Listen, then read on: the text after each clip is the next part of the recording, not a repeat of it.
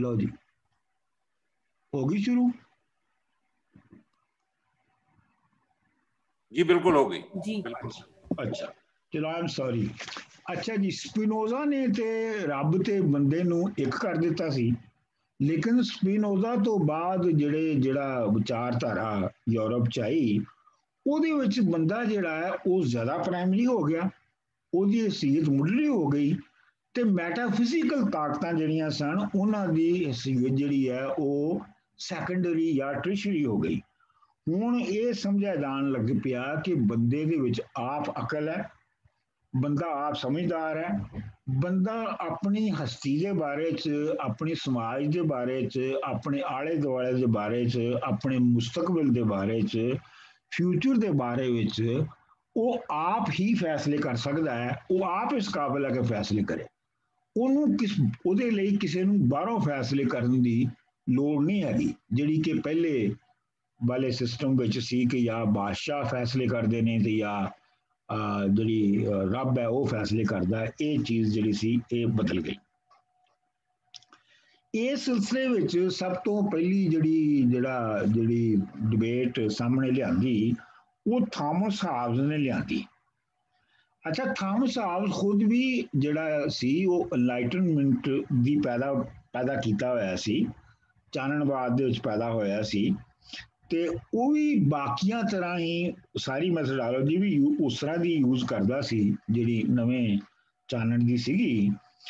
ਤੇ ਲੇਕਿਨ ਇਹ ਹੈ ਕਿ ਉਹਨੇ ਇਹ ਨਤੀਜਾ ਕੱਢਿਆ ਕਿ ਸਮਾਜ ਜਾਂ ਰਿਆਸਤ ਜਿਹੜੀ ਹੈ, ਸਟੇਟ ਐਂਡ ਸੁਸਾਇਟੀ, ਇਹ ਇੱਕ ਐਬਸੋਲੂਟ ਹਾਕਮ ਤੋਂ ਬਗੈਰ ਇਹ ਕਾਇਮ ਨਹੀਂ ਰਹਿ ਸਕਦੀਆਂ, ਕਾਇਮ ਨਹੀਂ ਹੋ ਸਕਦੀਆਂ। ਤੇ ਇਹਦੇ ਨਾਲ ਹੀ ਉਹਨੇ ਕਿਹਾ ਕਿ ਬੰਦੇ ਦੇ ਬੇਸਿਕਲੀ ਬੰਦੇ ਦੇ ਜ਼ਾਤੀ ਹੱਕ ਕੋਈ ਨਹੀਂ ਹੁੰਦੇ, ਹੱਕ ਜਿਹੜੇ ਨੇ ਉਹ ਸਾਰੇ ਕੁੱਲੀ ਹਾਕਮ ਹੁੰਦੇ, ਯਾਨੀ ਐਬਸੋਲੂਟ ਰੂਲਰ ਦੇ ਹੁੰਦੇ ਨੇ।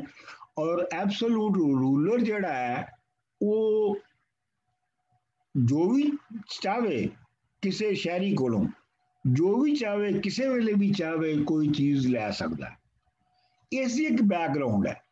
ਇਸ ਦੀ ਬੈਕਗਰਾਉਂਡ ਇਹ ਹੈਗੀ ਹੈ ਕਿ ਉਸ ਵੇਲੇ ਜਿਹੜਾ ਬਰਤਾਨੀਆ ਦਾ ਬਾਦਸ਼ਾਹ ਚਾਰਲਸ ਅਵਲ ਸੀ ਨਾ, ਚਾਰਲਸ ਫਸਟ, ਉਹ ਪਾਰਲੀਮੈਂਟ ਤੋਂ ਇਜਾਜ਼ਤ ਲਏ ਬਗੈਰ ਟੈਕਸ ਵਧਾਉਣਾ ਚਾਹੁੰਦਾ ਸੀ, ਤੇ ਪਾਰਲੀਮੈਂਟ ਜਿਹੜੀ ਹੈ ਉਹਨੇ ਇਨਕਾਰ ਕਰਤਾ ਸੀ ਟੈਕਸ ਵਧਾਉਣ ਤੇ।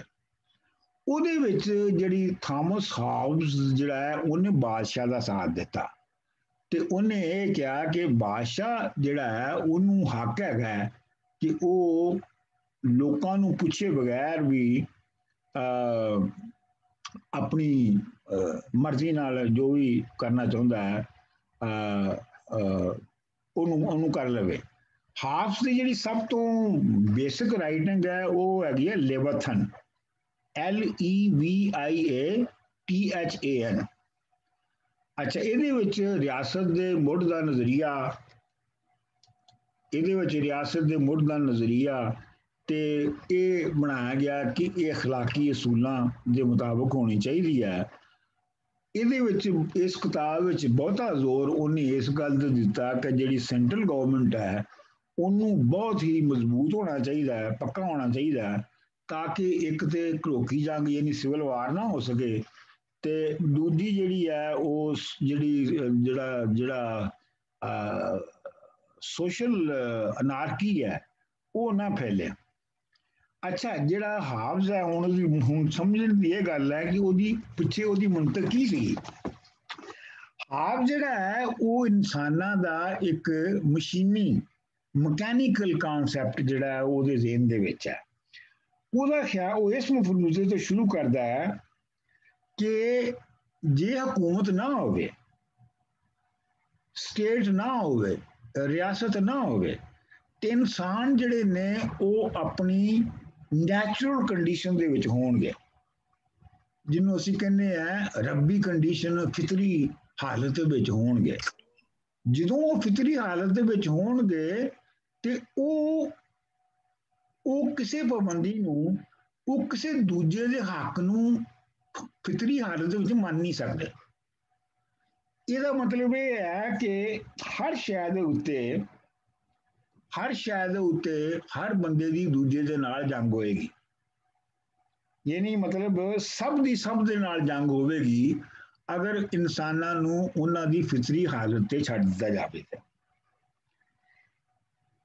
ਇਸ ਕਰਕੇ ਉਹਨੇ ਕਿਹਾ ਕਿ ਇਸ ਕਰਕੇ ਜੇ ਇਹ ਹੋਵੇ ਤੇ ਦੁਨੀਆ ਵਿੱਚ ਕੋਈ ਕਾਰਖਾਨਾ ਨਹੀਂ ਹੋਵੇਗਾ, ਜ਼ਮੀਨ ਤੇ ਕੋਈ ਕਲਚਰ ਨਹੀਂ ਹੋਵੇਗਾ, ਜਹਾਜ਼ਰਾਨੀ ਨਹੀਂ ਹੋਏਗੀ ਤੇ ਆਪਣਾ यानी मतलब है कोई फनो खतूत कोई कुछ नहीं होएगा। ये सारा कुछ जेड़ा ये सारा इसलिए मुमकिन है कि बंदा अपनी नैचुरल हालत विच नहीं रह रहा। अच्छा हुण सवाल यह है कि इस तबाही तो बचने लई वो कहता है कि जेड़े इंसान ने वो एक समाजी मुआहदा जिहड़ा है वो उन्होंने मंजूर करते हैं, सोशल कॉन्ट्रैक्ट ਨੂੰ ਮੰਨਦੇ ਨੇ। ਤੁਸੀਂ ਸੋਸ਼ਲ ਕॉन्ट्रैक्ट ਦਾ ਬਹੁਤ ਜ਼ਿਕਰ ਸੁਣਿਆ ਹੋਣਾ। ਸੋਸ਼ਲ ਕॉन्ट्रैक्ट ਦੇ ਵਿੱਚ ਇਹ ਹੈ ਕਿ ਉਹ ਆਪਣਾ ਆਲਾ ਹਾਕਮ ਨੂੰ ਇਸ ਲਈ ਮੰਨਦੇ ਨੇ ਕਿ ਉਹ ਆਪਣੀ ਹਿਫਾਜ਼ਤ ਚਾਹੁੰਦੇ ਨੇ, ਯਾਨੀ ਉਹ ਇੱਕ ਦੂਜੇ ਦੇ ਖਿਲਾਫ ਲੜਨ ਦੀ ਬਜਾਏ ਆਪਣੀ ਜਿਹੜੀ ਇੱਛਾ ਹੈ, ਆਪਣੇ ਜਿਹੜੇ ਹੱਕ ਨੇ ਉਹ ਆਪਣੇ ਹੀ ਬਚਾਅ ਲਈ, ਆਪਣੀ ਰੱਖਿਆ ਲਈ, ਆਪਣੀ ਸੇਫਟੀ ਸਿਕਿਉਰਿਟੀ ਲਈ ਉਹ ਜਿਹੜਾ ਐਬਸੋਲੂਟ ਹਾਕਮ ਹੈ, ਆਲਾ ਹਾਕਮ ਹੈ, ਉਹਨੂੰ ਦੇ ਦਿੰਦੇ ਨੇ। ਉਹ ਹਾਕਮ ਜਿਹੜਾ ਹੈ ਉਹ ਜਦੋਂ ਫੈਸਲੇ ਕਰਦਾ ਹੈ, ਗਲਤ ਕਰੇ ਜਾਂ ਉਹ ਸਹੀ ਕਰੇ, ਇਸ ਦਾ ਸਵਾਲ ਹੀ ਨਹੀਂ ਹੈਗਾ, ਕਿਉਂਕਿ ਉਹ ਜਿਹੜੇ ਹੱਕ ਲੋਕਾਂ ਨੇ ਬਾਦਸ਼ਾਹ ਨੂੰ ਦਿੱਤੇ ਨੇ ਉਹਦੇ ਹੱਕ ਦੇਣ ਦੇ ਨਾਲ ਉਹਨਾਂ ਨੇ ਉਹਨੂੰ ਯਾਨੀ ਬਾਦਸ਼ਾਹ ਨੂੰ ਹੱਕ ਦੇ ਦਿੱਤਾ ਆਪਣਾ ਫੈਸਲੇ ਕਰਨ ਦਾ। ਤੇ ਦੂਜੀ ਉਹ ਕਹਿੰਦਾ ਕਿ ਇਸ ਤਰੀਕੇ ਦੇ ਨਾਲ ਬੇਸਿਕਲੀ ਫੈਸਲੇ ਜਿਹੜੇ ਨੇ ਉਹ ਤੇ ਲੋਕ ਹੀ ਕਰ ਰਹੇ ਨੇ, ਕਿਉਂਕਿ ਲੋਕਾਂ ਨੇ ਆਪਣੇ ਹੱਕ ਦਿੱਤੇ ਨੇ ਨਾ, ਆਪਣੇ ਛੱਡੇ ਨੇ ਨਾ ਆਪਣੇ ਹੱਕ ਹਾਕਮ ਦੇ ਹੱਕ 'ਚ। ਸੋ ਜੋ ਵੀ ਹਾਕਮ ਦੇ ਜ਼ਰੀਏ ਜੋ ਹੁੰਦਾ ਹੈ, ਆਲਾ ਹਾਕਮ ਦੇ ਜ਼ਰੀਏ, ਐਬਸੋਲੂਟ ਹਾਕਮ ਦੇ ਜ਼ਰੀਏ ਜੋ ਕੁਝ ਵੀ ਹੁੰਦਾ ਹੈ ਉਹ ਬੇਸਿਕਲੀ ਲੋਕ ਹੀ ਕਰ ਰਹੇ ਹੁੰਦੇ ਨੇ, ਕਿਉਂਕਿ ਲੋਕਾਂ ਨੇ ਹੀ ਆਪਣੀ ਜਿਹੜੀ ਹੈ ਸੋਸ਼ਲ ਕॉन्ट्रैक्ट 'ਚ ਆਪਣੀ ਆਜ਼ਾਦੀ ਜਿਹੜੀ ਹੈ ਉਹਨੂੰ ਛੱਡਿਆ ਹੁੰਦਾ ਹੈ ਉਸ ਆਲਾ ਹਾਕਮ ਦੇ ਨਾਲ। ਇਹ ਸਮਝ ਆ ਗਈ ਜੀ ਗੱਲ? ਜੀ ਫਿਰ ਡਿਕਟੇਟਰਸ਼ਿਪ ਦੀ ਜਸਟੀਫਿਕੇਸ਼ਨ ਹੈ। ਹਾਂਜੀ ਇਹੋ ਹੀ ਹੈ ਨਾ, ਇਹੋ ਹੀ। ਹੁਣ ਤੁਸੀਂ ਸਾਡਿਆਂ ਦੇਖੋ ਨਾ, ਜਿਹੜੀ ਹੁਣ ਬਾਰ-ਬਾਰ ਸਾਡੇ ਫੌਜ ਕਹਿੰਦੀ ਹੈ ਕਿ ਜੀ ਅਸੀਂ ਨਹੀਂ ਹੋਵਾਂਗੇ ਤੇ ਸੁਸਾਇਟੀ ਖਿੱਲਰ ਫੁੱਲਰ ਜਾਵੇਗੀ। ਹਾਂ ਇਹੀ ਹੈ, ਇਹੋ ਹੀ ਹੈ ਬਿਲਕੁਲ। ਡਾਕਟਰ ਸਾਹਿਬ ਇੱਕ ਤੁਸੀਂ ਗੱਲ ਦੱਸੀ ਕਿ ਹੌਬਸ ਇਹ ਵੀ ਕਹਿੰਦਾ ਕਿ ਬੰਦਾ ਫਿਤਰੀ ਹਾਲਤ ਵਿੱਚ ਦੂਜਿਆਂ ਨਾਲ ਨਹੀਂ ਰਹਿ ਸਕਦਾ, ਤੇ ਇਹਦਾ ਮਤਲਬ ਹੈ ਹੌਬਸ ਦਾ ਇਹ ਖਿਆਲ ਹੈ ਕਿ ਇਨਸਾਨ ਦੇ ਵਿੱਚ ਲੜਾਈ ਝਗੜਾ ਜਾਂ ਜ਼ੁਲਮ ਉਹ ਇਨਹੇਰੈਂਟ ਹੈ, ਉਹਦੇ ਅੰਦਰ ਇਨਹੇਰੈਂਟ ਈਵਲ ਪਾਇਆ ਜਾਂਦਾ ਹੈ। ਉਹ ਇਹ ਫਰਜ਼ ਕਰਦਾ ਹੈ, ਹਾਂ ਬਿਲਕੁਲ ਉਹ ਇਹ ਫਰਜ਼ ਕਰਦਾ ਹੈ ਕਿ ਇਨਹੈਰੈਂਟ ਤਾਂ ਨਹੀਂ ਹੈ, ਲੇਕਿਨ ਕਹਿੰਦਾ ਹੈ ਕਿ ਜੇ ਬੰਦਾ ਫਿਤਰੀ ਹਾਲਤ ਦੇ ਵਿੱਚ ਹੈ ਤੇ ਇਹਦਾ ਮਤਲਬ ਹੈ ਕਿ ਉਹਦੇ ਜ਼ਿਹਨ ਦੇ ਵਿੱਚ ਕੋਈ ਅਸੂਲ ਕਾਨੂੰਨ, ਉਹਦੇ ਜ਼ਿਹਨ 'ਚ ਕੋਈ ਅਸੂਲ ਕਾਨੂੰਨ ਨਹੀਂ ਹੈ। ਜਦੋਂ ਅਸੀਂ ਦੂਸਰੇ ਬੰਦੇ ਦਾ ਹੱਕ ਮੰਨਦੇ ਹਾਂ ਬੇਸਿਕਲੀ, ਤੇ ਬੇਸਿਕਲੀ ਇੱਕ ਅਸੂਲ ਨੂੰ ਅਸੀਂ ਮੰਨਦੇ ਹਾਂ ਨਾ ਕਿ ਹਰ ਸ਼ੈ ਤੇ ਮੇਰਾ ਹੱਕ ਨਹੀਂ ਹੈ। ਤੇ ਜੇ ਫਰਜ਼ ਕਰੋ ਹਰ ਬੰਦਾ ਹਰ ਸ਼ੈ ਤੇ ਆਪਣਾ ਹੱਕ ਸਮਝੇ ਤੇ ਫਿਰ ਉੱਥੇ ਅਨਾਰਕੀ ਪੈਦਾ ਹੋ ਜਾਏਗੀ ਨਾ। ਇਹ ਉਹਦੀ ਲੌਜਿਕ ਹੈ। ਇਹਨੂੰ ਚਾਨਣਵਾਦ ਦੇ ਇਲਾਕੇ 'ਚ ਕਿਉਂ ਰੱਖਿਆ ਜਾ ਰਿਹਾ ਹੈ? ਮਤਲਬ ਇਹਨੂੰ ਚਾਨਣਵਾਦ 'ਚ ਇਸ ਵਾਸਤੇ ਬੜਾ ਅੱਛਾ ਤੁਹਾਡਾ ਸਵਾਲ ਹੈ, ਇਹ ਸਵਾਲ ਪੈਦਾ ਵੀ ਹੋਣਾ ਚਾਹੀਦਾ ਹੈ। ਇਹਨੂੰ ਚਾਨਣਵਾਦ ਦੇ ਵਿੱਚ ਇਸ ਲਈ ਰੱਖਿਆ ਜਾ ਰਿਹਾ ਹੈ ਕਿ ਉਹਨੇ ਪਹਿਲੀ ਵਾਰੀ ਸੋਸ਼ਲ ਕॉन्ट्रैक्ट ਦੀ ਗੱਲ ਕੀਤੀ। ਉਹਨੇ ਮਤਲਬ ਉਹਨੇ ਜਸਟੀਫਿਕੇਸ਼ਨ ਜਿਹੜੀ ਹੈ ਉਹ ਇਹ ਨਹੀਂ ਉਹਨੇ ਕਿਹਾ ਕਿ ਹਾਕਮ ਨੂੰ ਅੱਲਾ ਵੱਲੋਂ ਹੱਕ ਹੈ। ਦੇਖੋ ਨਾ ਪਹਿਲੇ ਤੇ ਇਹ ਕਿਹਾ ਜਾਂਦਾ ਸੀ ਕਿ ਉਹਦਾ ਰੱਬੀ ਤਾਕਤ ਦਾ ਸੱਚਾ ਆਵਾਮ ਹੈ। ਨਹੀਂ ਉਹਨੇ ਕਿਹਾ ਕਿ ਹਾਂ ਉਹਨੇ ਜਿਹੜਾ ਹਾਬਸ ਨੇ ਜਿਹੜਾ ਉਹਨੂੰ ਚਾਨਣਵਾਦ 'ਚ ਇਸ ਲਈ ਲਿਆਂਦਾ ਜਾਂਦਾ ਹੈ ਕਿ ਉਹਨੇ ਕਿਹਾ ਕਿ ਇਹ ਕੋਈ ਉਤਲੀ ਹਸਤੀ ਜਿਹੜੀ ਹੈ ਉਹਨੇ ਕੋਈ ਬਾਦਸ਼ਾਹ ਨੂੰ ਕਾਇਮ ਨਹੀਂ ਕੀਤਾ ਹੋਇਆ, ਜਾਂ ਉਹਦੀ ਵਜ੍ਹਾ ਤੋਂ ਨਹੀਂ ਬਾਦਸ਼ਾਹ ਹੈਗਾ, ਬਲਕਿ ਇਹ ਲੋਕਾਂ ਦੀ ਆਪਣੀ ਚਾਇਸ ਦੀ ਵਜ੍ਹਾ ਤੋਂ ਹੈ। ਇਹ ਫਰਕ ਸੀਗਾ। ਰਾਈਟ। ਜਾਂ ਕਹਿ ਸਕਦੇ ਸੋਸ਼ਲ ਰਿਕੁਆਇਰਮੈਂਟ ਹੈ, ਸੋਸ਼ਲ ਰਿਕੁਆਇਰਮੈਂਟ ਹੈ। ਚੁਨਾਚੇ ਤੁਸੀਂ ਵੇਖੋ ਕਿ ਇਸੇ ਗੱਲ ਦੇ ਉੱਤੇ ਜਿਹੜਾ ਫਿਰ ਸਭ ਤੋਂ ਮਸ਼ਹੂਰ ਹੈ, ਤੁਸੀਂ ਵੀ ਸੁਣਿਆ ਹੋਣਾ, ਰੂਸੋ ਜੀ 1712 ਤੋਂ ਲੈ ਕੇ ਤੇ 1778 ਤੱਕ ਹੋ ਰਿਹਾ। ਉਹਦਾ ਜਿਹੜਾ ਫਲਸਫਾ ਹੈ ਉਹ ਹੈ ਤੇ ਸੋਸ਼ਲ ਕੰਟਰੈਕਟਸ ਦਾ ਉਹਦਾ ਵੀ ਫਲਸਫਾ, ਲੇਕਿਨ ਉਹਦਾ ਉਲਟ ਫਲਸਫਾ ਜਿਹੜਾ ਹੈ ਉਹ ਹਾਬਸ ਦੇ ਬਿਲਕੁਲ ਉਲਟ ਹੈ। ਉਹਦੀ ਜਿਹੜੀ ਕਿਤਾਬ ਸੀਗੀ ਸਮਾਜੀ ਮੁਆਹਦਾ, ਇਹ ਇੱਕ ਬਿਲਕੁਲ ਹੀ ਨਵੀਂ ਤਰ੍ਹਾਂ ਦੀ ਰਿਪਬਲਿਕ ਬਣਾਉਣ ਦੀ ਢਾਂਚਾ ਸੀਗਾ। ਇਹ ਕਿਤਾਬ ਜਿਹੜੀ ਸੀ 1792 ਵਿੱਚ ਛਪੀ ਤੇ ਕਹਿੰਦੇ ਨੇ ਜੀ ਯੂਰਪ ਦੇ ਉੱਤੇ ਇਸ ਕਿਤਾਬ ਦਾ ਸਭ ਤੋਂ ਬਹੁਤਾ ਅਸਰ ਹੋਇਆ। ਕਿਤਾਬ ਸੀ ਸੋਸ਼ਲ ਕੰਟਰੈਕਟ, ਕੀ ਨਾਂ ਸੀ ਉਹਦਾ? ਨਾਂ ਸੀ ਹਾਂ ਜੀ, ਸੋਸ਼ਲ ਕੰਟਰੈਕਟ, ਸਮਾਜੀ ਮੁਆਹਦਾ। ਅੱਛਾ, ਇਹ ਲਿਖਤ ਜਿਹੜੀ ਹੈ ਇਹ ਇਸ ਫਿਕਰੇ ਤੋਂ ਸ਼ੁਰੂ ਹੁੰਦੀ ਹੈ। ਇਹਦਾ ਪਹਿਲਾ ਫਿਕਰਾ ਇਹ ਹੈ, ਬੰਦਾ ਆਜ਼ਾਦ ਜਾਂਦਾ ਹੈ ਤੇ ਹਰ ਥਾਂ ਤੇ ਸੰਗਲਾਂ ਵਿੱਚ ਬੰਨਿਆ ਹੋਇਆ ਹੈ। ਵਾਹ, ਬਿਲਕੁਲ।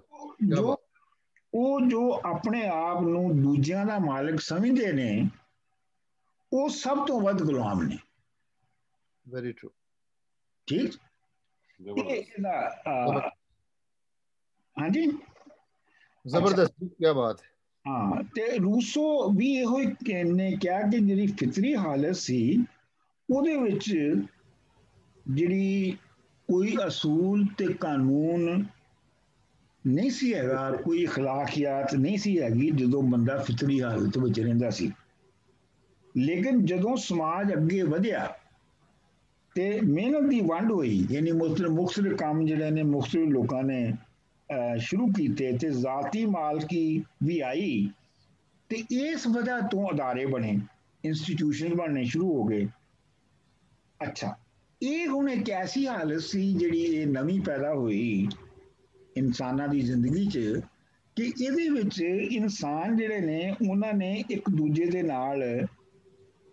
ਦੇ ਨਾਲ ਮੁਕਾਬਲਾ ਵੀ ਕਰਨਾ ਹੈ, ਕਿਉਂਕਿ ਤੁਸੀਂ ਜਿਵੇਂ ਦੇਖਦੇ ਹੋ ਕਿ ਸੁਸਾਇਟੀ ਵਿੱਚ ਹਰ ਬੰਦਾ ਦੂਜੇ ਨਾਲ ਮੁਕਾਬਲਾ ਵੀ ਕਰ ਰਿਹਾ ਹੈ। ਉਹਦਾ ਇੱਕ ਦੂਜੇ ਨਾਲ ਮੁਕਾਬਲਾ ਵੀ ਵੱਧ ਗਿਆ। ਇਹ ਗੱਲ ਉਹ ਸਹੀ ਕਹਿੰਦਾ, ਕਿਉਂਕਿ ਜੇ ਅਗਰ ਤੁਸੀਂ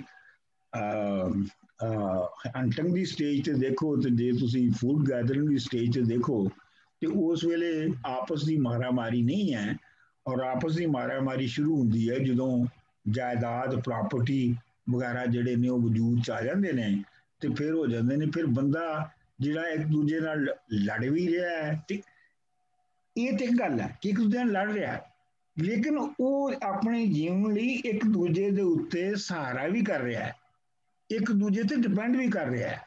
ਮਤਲਬ ਉਹ ਇੱਕ ਦੂਜੇ ਦੇ ਬਗੈਰ ਰਹਿ ਵੀ ਨਹੀਂ ਸਕਦੇ। ਇਹ ਜਿਹੜੇ ਦੋਹਰਾ ਭਾਰ ਸੀ ਬੰਦੇ ਦੇ ਉੱਤੇ ਕਿ ਮੁਕਾਬਲਾ ਵੀ ਕਰਨਾ ਹੈ ਤੇ ਆਪਣਾ ਜਿਹੜਾ ਦੂਜੇ ਦਾ ਸਹਾਰਾ ਵੀ ਲੈਣਾ ਜਾਂ ਦੇਣਾ ਹੈ, ਇਹਦੇ ਨਾਲ ਬੰਦੇ ਤੇ ਦੋਹਰਾ ਭਾਰ ਜਿਹੜਾ ਹੈ ਉਹ ਆ ਗਿਆ ਤੇ ਬੰਦੇ ਲਈ ਫੈਸਲਾ ਕਰਨਾ ਮੁਸ਼ਕਲ ਹੋ ਗਿਆ ਕਿ ਉਹ ਇਹਨੂੰ ਬੈਲੈਂਸ ਕਿਵੇਂ ਕਰੇ। ਰੂਸੋ ਦੇ ਮੁਤਾਬਕ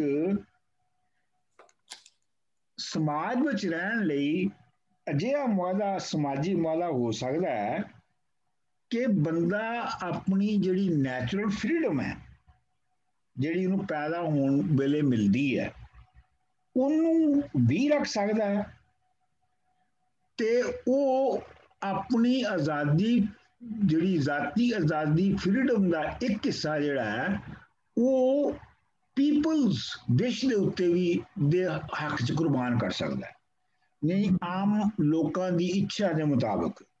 ਸੋ ਮਤਲਬ ਇੱਕ ਹੱਦ ਤੱਕ ਉਹਦੀ ਜ਼ਾਤੀ ਆਜ਼ਾਦੀ ਹੈ, ਆਪਣੀ ਆਜ਼ਾਦੀ ਨੂੰ ਕਾਇਮ ਰੱਖਦਾ ਹੈ ਮਦ ਯਾਨੀ ਸਮਾਜੀ ਮਦ ਦੇ ਮੁਤਾਬਕ, ਤੇ ਇੱਕ ਦੂਜਾ ਹਿੱਸਾ ਹੈ ਉਹਦੀ ਆਜ਼ਾਦੀ ਦਾ ਜਿਹੜਾ ਕਿ ਉਹ ਲੋਕਾਂ ਜਾਂ ਸੁਸਾਇਟੀ ਦੀ ਖਾਤਰ ਉਹ ਤੋਂ ਦਸਤਬਰਦਾਰ ਹੋ ਜਾਂਦਾ ਹੈ, ਉਹਨੂੰ ਉਹ ਛੱਡ ਦਿੰਦਾ ਹੈ, ਉਹ ਸੁਸਾਇਟੀ ਦੀ ਆਮ ਇੱਛਾ ਦੇ ਨਾਂ ਬਣਾਉਂਦਾ ਹੈ।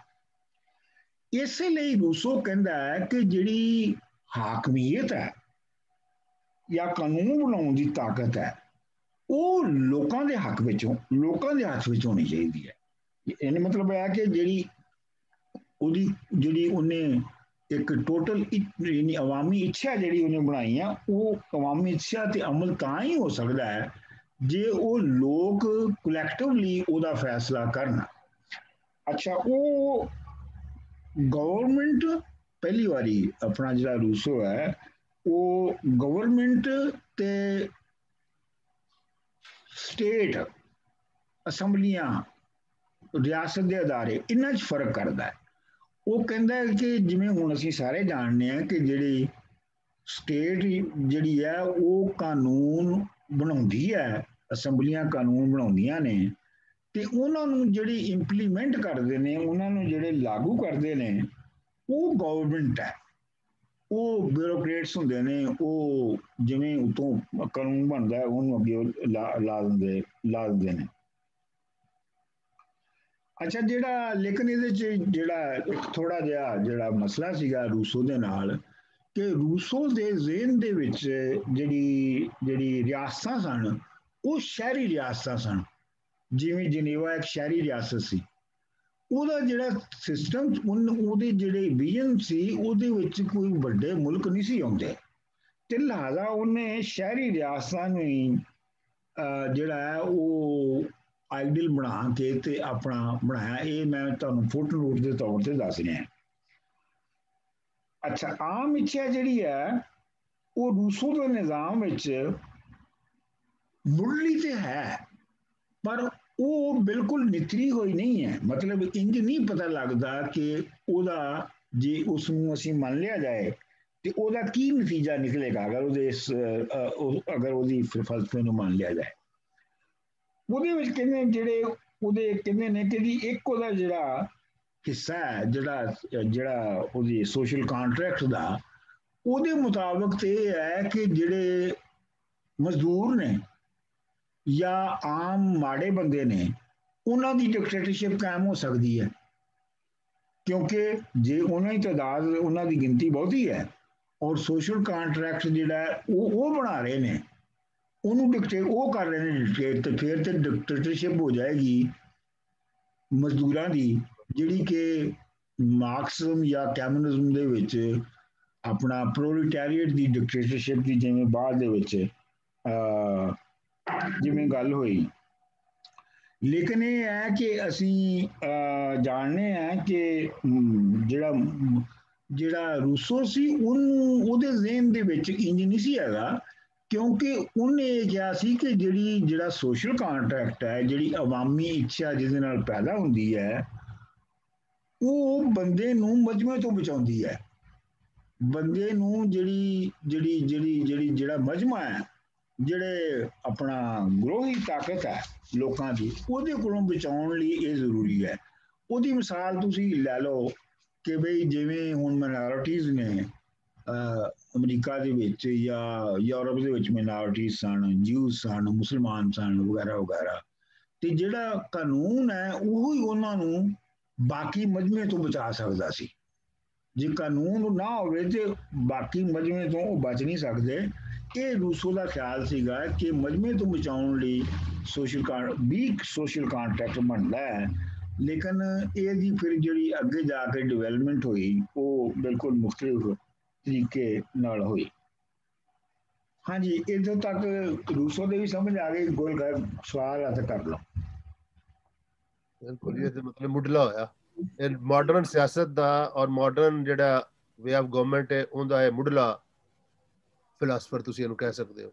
ਬਿਲਕੁਲ ਬਿਲਕੁਲ ਬਿਲਕੁਲ, ਕਿਉਂਕਿ ਜਿਹੜਾ ਫਰਾਂਸ ਦਾ ਇਨਕਲਾਬ ਆਇਆ ਉਹਦੇ ਵਿੱਚ ਵੀ ਤੇ ਰੂਸੋ ਦਾ ਬਹੁਤ ਅਸਰ ਸੀ ਨਾ।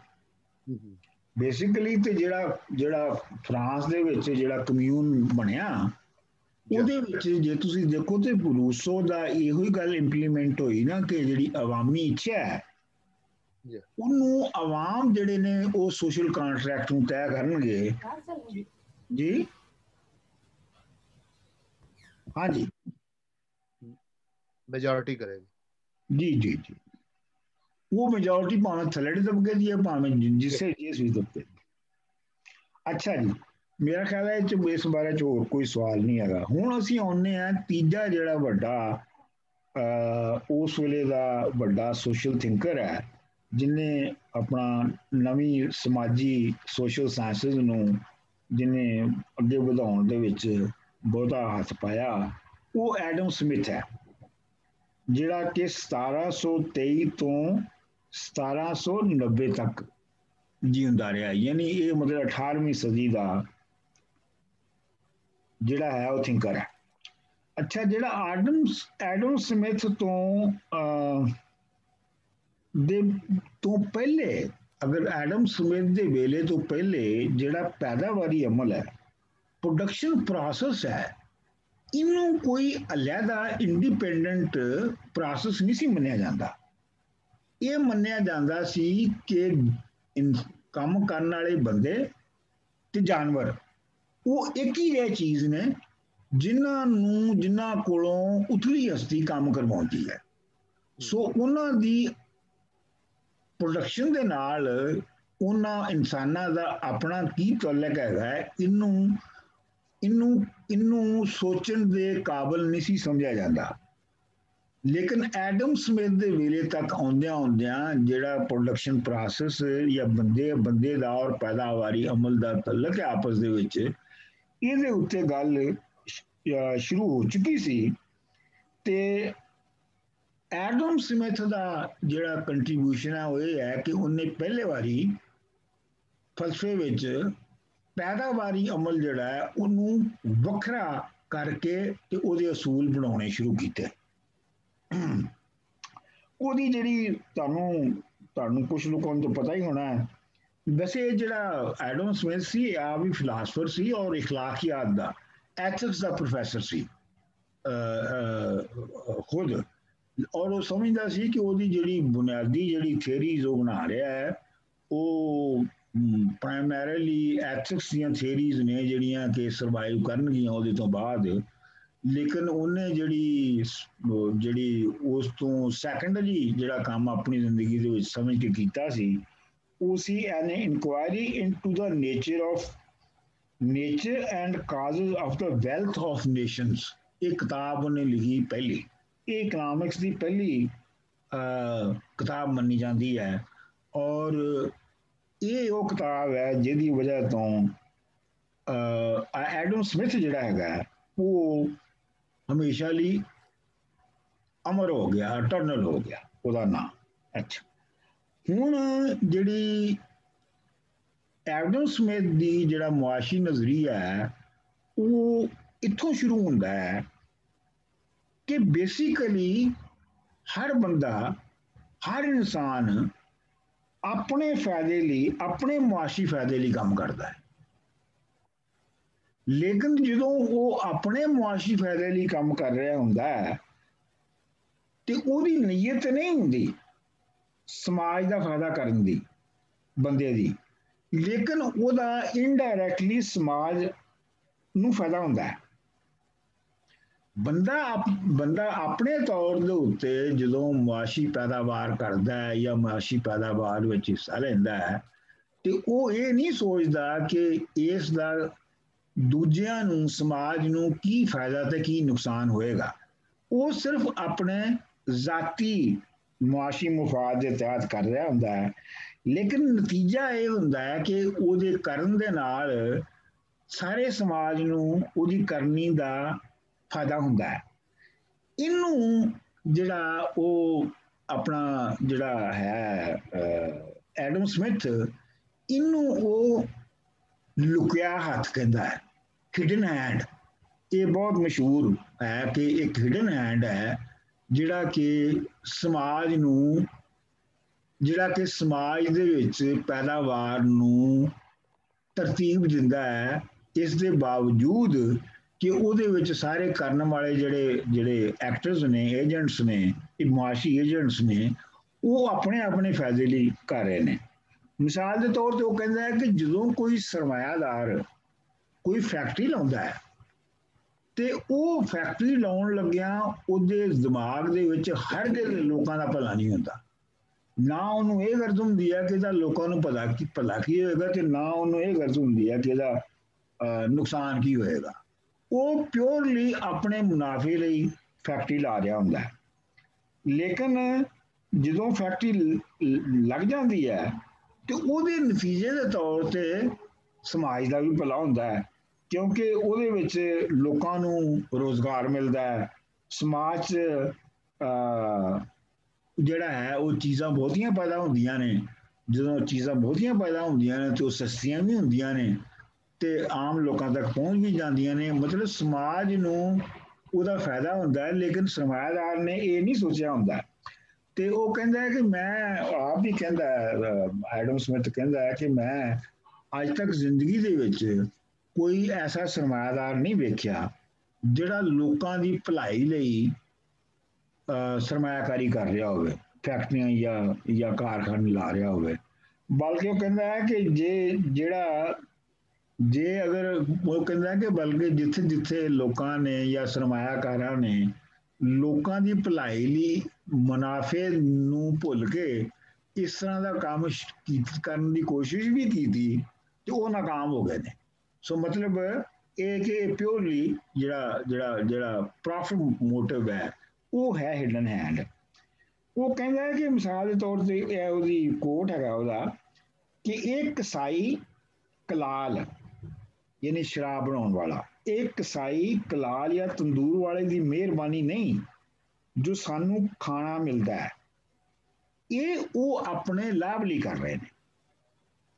ਯਾਨੀ ਮਤਲਬ ਕਸਾਈ ਸ਼ਰਾਬ ਬਣਾਉਣ ਵਾਲਾ ਤੇ ਤੰਦੂਰ ਤੇ ਰੋਟੀਆਂ ਲਾਉਣ ਵਾਲਾ ਉਹ ਸਾਡਾ ਢਿੱਡ ਭਰਨ ਲਈ ਨਹੀਂ ਕਰ ਰਹੇ, ਉਹ ਆਪਣੇ ਮੁਨਾਫੇ ਲਈ ਕਰ ਰਹੇ ਨੇ। ਤੇ ਉਹਨਾਂ ਦੀ ਹੁਣ ਤੇ ਅਸੀਂ ਉਹਨਾਂ ਦੀ ਮਤਲਬ ਇਹ ਹੈ ਕਿ ਉਹਨਾਂ ਦੀ ਇਨਸਾਨੀਅਤ ਜਾਂ ਸਾਡੀ ਇਨਸਾਨੀਅਤ ਦਾ ਇਹਦੇ ਵਿੱਚ ਕੋਈ ਹੱਥ ਨਹੀਂ ਹੈਗਾ।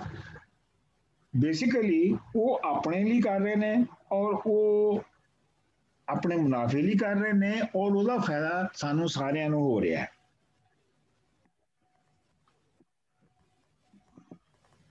ਅੱਛਾ ਜੀ, ਉਹ ਇਹ ਕਹਿੰਦਾ ਸੀ ਕਿ ਇਸੇ ਤਰੀਕੇ ਦੇ ਨਾਲ ਜੇ ਰੋਕਾਂ ਘਟਾ ਦਿੱਤੀਆਂ ਜਾਣ ਬੰਦੇ ਦੇ ਉੱਤੋਂ ਪੈਦਾਵਾਰ ਤੋਂ, ਉਹਨੂੰ ਆਪਣੇ ਮੁਨਾਫੇ ਲਈ ਕੰਮ ਕਰਨ ਦੀ ਖੁੱਲੀ ਛੁੱਟੀ ਦਿੱਤੀ ਜਾਵੇ, ਜਿਹੜੀ ਕਿ ਹੁਣ ਤੱਕ ਜਿਹੜੇ ਰਿਪਬਲਿਕਨਸ ਨੇ ਔਰ ਕੰਜ਼ਰਵੇਟਿਵਸ ਨੇ ਉਹ ਇਸ ਫਲਸਫੇ ਦੇ ਉੱਤੇ ਕੰਮ ਕਰਦੇ ਨੇ। ਤੇ ਉਹ ਕਹਿੰਦਾ ਹੈ ਕਿ ਫਿਰ ਉਸ ਤਰੀਕੇ ਦੇ ਨਾਲ ਚੀਜ਼ਾਂ ਵੀ ਬਹੁਤੀਆਂ ਬਣਨਗੀਆਂ, ਰੰਗਾਂ ਰੰਗ ਦੀਆਂ ਬਣਨਗੀਆਂ, ਮਾਰਕੀਟ ਦੇ ਵਿੱਚ ਸਸਤੀਆਂ ਹੋਣਗੀਆਂ। ਤੇ ਜੇ ਤੁਸੀਂ ਲੋਕਾਂ ਦੀ ਜਿਹੜੀ ਮੁਨਾਫੇ ਦੀ ਖਾਹਿਸ਼ ਹੈ ਉਹਦੇ ਤੇ ਜੇ ਤੁਸੀਂ ਪਾਬੰਦੀਆਂ ਲਾਉਣੀਆਂ ਸ਼ੁਰੂ ਕਰ ਦਿਓਗੇ ਤੇ ਫਿਰ ਉਹ ਚੀਜ਼ਾਂ ਘੱਟ ਪੈਦਾ ਹੋਣਗੀਆਂ, ਉਹਨਾਂ ਦੇ ਵਿੱਚ ਜਿਹੜੀ ਹੈ ਰੰਗਾ ਰੰਗੀ ਨਹੀਂ ਹੋਏਗੀ ਵਗੈਰਾ ਵਗੈਰਾ। ਲੇਕਿਨ ਇਹ ਹੈ ਕਿ ਯਾਨੀ ਮਤਲਬ ਇਹ ਹੈ ਕਿ ਖੁੱਲੀ ਮੰਡੀ ਹੋਣੀ ਚਾਹੀਦੀ ਹੈ। ਮੰਡੀ ਜਿਹੜੀ ਹੈ ਉਹਦੇ ਉੱਤੇ ਕੋਈ ਪਾਬੰਦੀ ਨਹੀਂ ਲੱਗਣੀ ਚਾਹੀਦੀ। ਇਹ ਉਹਦਾ ਜਿਹੜਾ ਸਿੱਟਾ ਐਡਮ ਸਮਿਥ ਦਾ ਉਹ ਇਹ ਹੈ।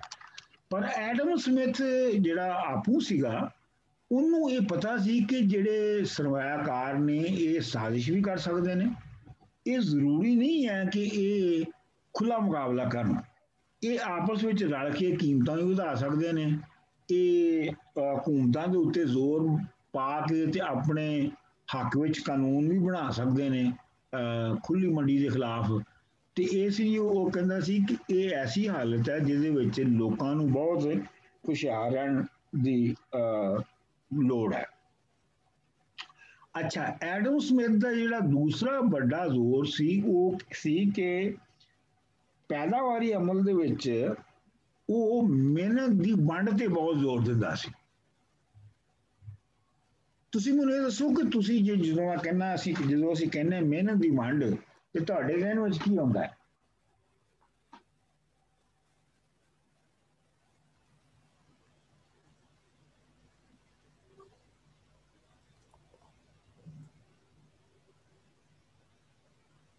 ਹੈਲੋ, ਇੱਕ ਤਾਂ ਜੀ ਲੇਬਰ ਦਾ ਕੰਟੈਂਟ ਹੋ ਗਿਆ ਕਿ ਲੇਬਰ ਵੱਲੋਂ ਜਿਹੜਾ ਇਹ ਉਹਦਾ ਹਿੱਸਾ ਹੋ ਗਿਆ। ਦੂਸਰਾ ਤੁਸੀਂ ਕਹਿ ਲਓ ਕਿ ਸਰਮਾਇਆਦਾਰ ਦਾ ਕਹਿ ਲਓ, ਉਹਦਾ ਜਿਹੜਾ ਕੰਟਰੋਲਰ ਹੈ ਉਹਦਾ ਕਹਿ ਲਓ। ਜਿਹੜਾ ਮਿਹਨਤ ਦੀ ਵੰਡ ਦਾ ਤਸੱਵਰ ਹੈ ਨਾ ਐਡਮ ਸਮਿਥ ਦਾ ਜਾਂ ਵੈਸੇ ਵੀ ਜਨਰਲੀ ਉਹ ਇਹ ਹੈਗਾ ਕਿ ਸਮਾਜ ਦੇ ਵਿੱਚ ਮੁxtਲਿਫ ਬੰਦੇ ਮੁxtਲਿਫ ਚੀਜ਼ਾਂ ਪੈਦਾ ਬਣਾਉਂਦੇ ਨੇ। ਉਹ ਮਿਹਨਤ ਵੰਡੀ ਗਈ ਹੈ। ਮਤਲਬ ਇੱਕ ਬੰਦਾ ਜੁੱਤੀਆਂ ਬਣਾਉਂਦਾ ਹੈ, ਇੱਕ ਬੰਦਾ ਤੰਦੂਰ ਲਾਉਂਦਾ ਹੈ, ਇੱਕ ਬੰਦਾ ਪੱਠੇ ਉਗਾਉਂਦਾ ਹੈ, ਇੱਕ ਬੰਦਾ ਕਣਕ ਉਗਾਉਂਦਾ ਹੈ। ਇਹ ਮਿਹਨਤ ਦੀ ਵੰਡ ਹੈ। ਇੱਕ ਤੇ ਮੁੱਢਲੀ ਵੰਡ ਇਹ ਹੈ। ਫਿਰ ਇਹ ਜਿਹੜੀ ਮੁੱਢਲੀ ਵੰਡ ਹੈ ਇਹਦੇ ਅੰਦਰ ਵੀ ਫੇਰ ਵੰਡ ਹੈ। ਮਿਸਾਲ ਦੇ ਤੌਰ ਦੇ ਉੱਤੇ ਜਿਹੜਾ ਪਹਿਲੇ ਸੀ ਮੋਚੀ ਜਿਹੜਾ ਸੀ ਉਹ ਜੁੱਤੀਆਂ ਬਣਾਉਂਦਾ ਸੀ, ਇੱਕ ਮੋਚੀ ਜੁੱਤੀ ਬਣਾਉਂਦਾ ਸੀ ਪੂਰੀ, ਠੀਕ। ਫਿਰ ਉਹਦੀ ਫਰਦਰ ਡਿਵੀਜ਼ਨ ਹੋਈ, ਉਹਦੀ ਮਿਹਨਤ ਦੀ ਵੰਡ ਦੀ ਫਰਦਰ ਡਿਵੀਜ਼ਨ ਹੋਈ। ਤੇ ਜਦੋਂ ਵੱਡੇ ਵੱਡੇ ਕਾਰਖਾਨੇ ਜੁੱਤੀਆਂ ਦੇ ਲੱਗਣੇ ਸ਼ੁਰੂ ਹੋਏ ਤੇ ਉਹਨਾਂ ਵਿੱਚ ਕੋਈ ਉਹਦੀ ਜੁੱਤੀ ਦੀ ਤਲਾ ਬਣਾ ਰਿਹਾ ਹੈ, ਕੋਈ ਉਤਲਾ ਹਿੱਸਾ ਬਣਾ ਰਿਹਾ ਹੈ, ਕੋਈ ਉਹਦੀ ਖੁਰੀ ਲਾ ਰਿਹਾ ਹੈ, ਵਗੈਰਾ ਵਗੈਰਾ। ਤੇ ਉਹ ਹੀ ਜਿਹੜੀ ਹੈ ਸੀ, ਇੱਕ ਬੰਦਾ ਜੇ ਪੂਰੀ ਸ਼ੈ ਨੂੰ ਬਣਾਉਂਦਾ ਸੀ ਤੇ ਉਹ ਜਿਹੜਾ ਸੀ ਉਹ ਹੁਣ ਫਰਦਰ ਮਿਹਨਤ ਜਿਹੜੀ ਆ ਉਹ ਕਾਰਖਾਨਾਦਾਰੀ ਦੇ ਤਹਿਤ ਵੰਡੀ ਗਈ। ਦੇਖੋ ਉਹਦੇ ਵੈਂਡਰਸ ਹੋ ਗਏ ਨਾ, ਕਾਰਖਾਨੇ 'ਚ ਵੀ ਤਾਂ ਇਹ ਬਣਿਆ ਨੇ, ਕਾਰ ਬਣ ਰਹੀ ਹੈ ਮਸਲਨ, ਉਹਦੇ ਅੱਗੇ ਵੈਂਡਰਸ ਨੇ, ਕੋਈ ਉਹਦਾ ਟਾਇਰ ਦੇ ਰਿਹਾ, ਕੋਈ ਉਸਦਾ ਮਤਲਬ ਹੈ ਸਾਹਮਣੇ ਦਾ ਸ਼ੋਕੇਸ ਦੇ ਰਿਹਾ। ਇਸ ਤਰ੍ਹਾਂ ਹੀ ਉਹ ਚੀਜ਼ ਤਾਂ ਉਹੀ ਇਹਦੇ ਉੱਤੇ ਵੀ ਕੁਲੀਆ ਲਾਗੂ ਹੋ ਗਿਆ। ਸਟੀਅਰਿੰਗ ਅਲੱਗਾ ਕੋਈ ਬਣਾਉਂਦਾ, ਬੈਟਰੀ ਕੋਈ ਅਲੱਗਾ ਪ੍ਰੋਡਿਊਸ ਕਰਦਾ ਹੈ, ਵੈਂਡਰ ਆ ਗਿਆ ਉਹਦੇ ਵਿੱਚ। ਹਾਂਜੀ, ਅੱਛਾ, ਇਹਦੇ ਵਿੱਚ ਹੁਣ ਤੁਸੀਂ ਇਹ ਦੇਖੋ ਕਿ ਇਸ ਤਰੀਕੇ ਦੇ ਨਾਲ ਉਹਦਾ ਕਹਿਣਾ ਸੀ ਕਿ ਅਗਰ ਮਿਹਨਤ ਦੀ ਵੰਡ ਫਰਦਰ ਵੱਧਦੀ ਜਾਵੇ, ਹੋਰ ਇਹਨੂੰ ਇਨਹਾਂਸ ਕਰਤਾ ਜਾਵੇ ਤੇ ਉਹਦੇ ਨਾਲ ਚੀਜ਼ਾਂ ਜ਼ਿਆਦਾ ਪੈਦਾ ਹੋਣਗੀਆਂ ਔਰ ਜ਼ਿਆਦਾ ਆਸਾਨੀ ਨਾਲ ਪੈਦਾ ਹੋਣਗੀਆਂ। ਔਰ ਇਸੇ ਬੁਨਿਆਦ ਦੇ ਉੱਤੇ ਜਿਹੜਾ ਟ੍ਰੈਂਡ ਬਰਤਾਨੀਆ ਵਿੱਚ ਚੱਲ ਰਿਹਾ ਸੀ, ਇਸੇ ਨੂੰ ਦੇਖ ਕੇ ਉਹਨੇ ਕਿਹਾ ਸੀ ਕਿ ਬਰਤਾਨੀਆ ਜਿਹੜਾ ਹੈ ਉਹ ਦੁਨੀਆ ਦੇ ਵਿੱਚ ਪੈਦਾਵਾਰ ਦੇ ਵਿੱਚ ਸਭ ਤੋਂ ਵੱਡੀ ਫੈਕਟਰੀ ਹੋਵੇਗਾ। ਔਰ ਜਿਸ ਕੀਮਤ ਦੇ ਉੱਤੇ ਬਰਤਾਨੀਆ ਚੀਜ਼ਾਂ ਪੈਦਾ ਕਰਨਾ ਸ਼ੁਰੂ ਕਰ ਦੇਗਾ, ਉਸ ਕੀਮਤ ਤੇ ਬਾਕੀ ਦੁਨੀਆ ਨਹੀਂ ਪੈਦਾ ਕਰ ਸਕੇਗੀ।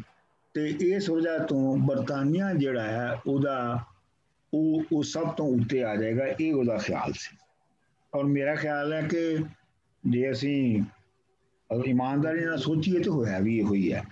ਅੱਛਾ ਜੀ, ਹਾਂਜੀ। ਤੇ ਐਡਮ ਸਮਿਥ ਦਾ ਜਿਹੜੀ ਹੈ ਨਾ ਜਿਹੜੀ ਸੀ ਸਟੇਜਸ ਦੀ ਗੱਲ ਕਰਨੇ ਆ ਹਿਸਟਰੀ ਦੀ, ਕਿ ਪਹਿਲੇ ਆਪਣਾ ਹੰਟਿੰਗ ਸਟੇਜ ਸੀ ਤੇ ਦੂਜੀ ਇਹ ਸਟੇਜ ਸੀ ਤੇ ਤੀਜੀ ਇਹ ਤੇ ਚੌਥੀ ਸਰਮਾਇਆਦਾਰੀ। ਇਹ ਸਟੇਜਸ ਦਾ ਨਜ਼ਰੀਆ ਜਿਹੜਾ ਹੈ ਇਹ ਵੀ ਬੁਨਿਆਦੀ ਤੌਰ ਦੇ ਉੱਤੇ ਐਡਮ ਸਮਿਥ ਨੇ ਹੀ ਇੰਟਰੋਡਿਊਸ ਕੀਤਾ ਸੀ। ਤੇ ਐਡਮ ਸਮਿਥ ਨੇ ਕਿਹਾ ਸੀ ਕਿ ਜਿਹੜੀ ਇਨਸਾਨੀ ਸੁਸਾਇਟੀ ਹੈ ਉਹ 4 ਤਰ੍ਹਾਂ ਦੇ ਸਟੇਜਸ ਤੋਂ ਗੁਜ਼ਰੀ ਹੈ। ਪਹਿਲਾ ਸ਼ਿਕਾਰ ਵਾਲਾ ਸੀ, ਯਾਨੀ ਹੰਟਿੰਗ ਸਟੇਜ ਸੀ। ਦੂਜਾ ਚਰਵਾਲ ਯਾਨੀ ਗ੍ਰੇਜ਼ਿੰਗ, ਜਿਵੇਂ ਆਰੀਅਨ ਸਨ। ਤੀਜਾ ਜਿਹੜਾ ਐਗਰੀਕਲਚਰ ਦਾ, ਬਿਜਾਈ ਵਾਲਾ। ਤੇ ਚੌਥਾ ਵਪਾਰ ਦਾ ਜਾਂ ਇੰਡਸਟਰੀ ਦਾ। ਇਹ ਜਿਹੜਾ ਸੀ ਇਹ ਸਕਾਟਿਸ਼ ਜਿਹੜੇ ਤੇ ਫਰਾਂਸੀਸੀ ਲਿਖਾਰੀ ਸਨ, ਉਹਨਾਂ ਵਿੱਚ ਇਹ ਨਜ਼ਰੀਆ ਬਹੁਤ ਪਾਪੂਲਰ ਹੋਇਆ। ਲੇਕਿਨ ਇੱਕ ਹੋਰ ਇਕਨੋਮਿਸਟ ਸੀ, ਚਾਰਲਸ ਅਥਾਨਸੇ ਵਾਲਕੀਅਰ, ਉਹ ਸੀ ਜਿਹਨੇ ਕਿ 5ਵੀਂ ਮੰਜ਼ਿਲ ਜਿਹੜੀ ਹੈ ਉਹ ਇਹਦੇ ਵਿੱਚ ਇੰਟਰੋਡਿਊਸ ਕਰਵਾਈ। ਉਹ ਸੀ ਫੂਡ ਗੈਦਰਿੰਗ ਦੀ, ਖੁਰਾਕ ਇਕੱਠਾ ਕਰਨ ਦੀ। ਹੁਣ ਮਸਲਾ ਇਹ ਹੈ ਕਿ ਇਸ ਸਾਰੇ ਜਿਹੜਾ ਮੰਜ਼ਲਾਂ ਦੇ ਉੱਤੋਂ ਗੁਜ਼ਰਨ ਦਾ ਜਿਹੜਾ ਇਨਸਾਨੀ ਸਮਾਜ ਦਾ ਜਿਹੜਾ ਫਲਸਫਾ ਹੈ, ਉਹਦੇ 'ਚ ਜਿਹੜਾ ਸਵਾਲ ਜਿਹੜਾ ਪੈਦਾ ਹੁੰਦਾ ਹੈ ਕਿ ਜੇ ਸੁਸਾਇਟੀ ਨੇ ਇਹਨਾਂ ਮੰਜ਼ਲਾਂ ਦੇ ਵਿੱਚੋਂ ਲੰਘਣਾ ਜ਼ਰੂਰੀ ਹੈ ਤੇ ਫਿਰ ਇਨਸਾਨ ਦੀ ਆਪਣੀ ਜਿਹੜੀ ਜ਼ਾਤੀ ਉਹਦੀ ਜਿਹੜੀ ਹਸੀਅਤ ਹੈ ਉਹ ਤੇ ਫਿਰ ਕੋਈ ਖਾਸ ਨਾ ਹੋਈ। ਮਿਸਾਲ ਦੇ ਤੌਰ ਤੇ ਅਗਰ ਜਿਹੜੀ ਸੁਸਾਇਟੀ ਹੈ ਉਹ ਫੂਡ ਗੈਦਰਿੰਗ ਦੀ ਸਟੇਜ ਦੇ ਉੱਤੇ ਹੈ ਤੇ ਫੂਡ ਗੈਦਰਿੰਗ ਦੀ ਸਟੇਜ ਦੇ ਉੱਤੇ ਬੰਦਾ ਜਿਹੜਾ ਹੈ ਉਂਝ ਨਹੀਂ ਸੋਚ ਸਕਦਾ ਜਿਵੇਂ ਵਪਾਰ ਦੇ ਜ਼ਮਾਨੇ ਵਿੱਚ ਸੋਚ ਸਕਦਾ ਹੈ। ਯਾਨੀ ਮਤਲਬ ਉਹ ਸੋਚ ਹੀ ਨਹੀਂ ਸਕਦਾ, ਉਹ ਕੁਛ ਕਰ ਹੀ ਨਹੀਂ ਸਕਦਾ ਜੋ ਵਪਾਰ ਦੇ ਜ਼ਮਾਨੇ 'ਚ ਹੋਣਾ ਹੈ। ਸਹੀ ਗੱਲ। ਤੇ ਇਹਦਾ ਮਤਲਬ ਇਹ ਹੋਇਆ ਕਿ ਜਿਹੜੀ ਇਹ ਜਦੋਂ ਅਸੀਂ ਮਾਰਕਸਮ ਤੇ ਗੱਲ ਕਰਾਂਗੇ ਨਾ, ਤੇ ਇਹ ਪਹਿਲੂ ਜਿਹੜਾ ਹੈਗਾ ਤੁਸੀਂ ਯਾਦ ਰੱਖਿਓ ਕਿ ਇਹ ਪਹਿਲੂ ਬਹੁਤ ਅਹਿਮ ਹੋਏਗਾ ਮੰਜ਼ਲਾਂ ਦੇ ਵਿੱਚੋਂ ਗੁਜ਼ਰਨ ਦਾ, ਕਿ ਕਿਆ ਇਹਨਾਂ ਮੰਜ਼ਲਾਂ ਚੋਂ ਗੁਜ਼ਰਨਾ ਜਿਹੜਾ ਹੈ ਉਹ ਲਾਜ਼ਮੀ ਹੈ, ਜਾਂ ਇਹਨਾਂ ਦੇ ਮੰਜ਼ਲਾਂ ਦੇ ਵਿੱਚੋਂ ਅਸੀਂ ਕੁਝ ਮੰਜ਼ਲਾਂ ਜਿਹੜੀਆਂ ਨੇ ਉਹਨਾਂ ਨੂੰ ਟ੍ਰਿਪ ਕਰ ਸਕਦੇ ਹਾਂ।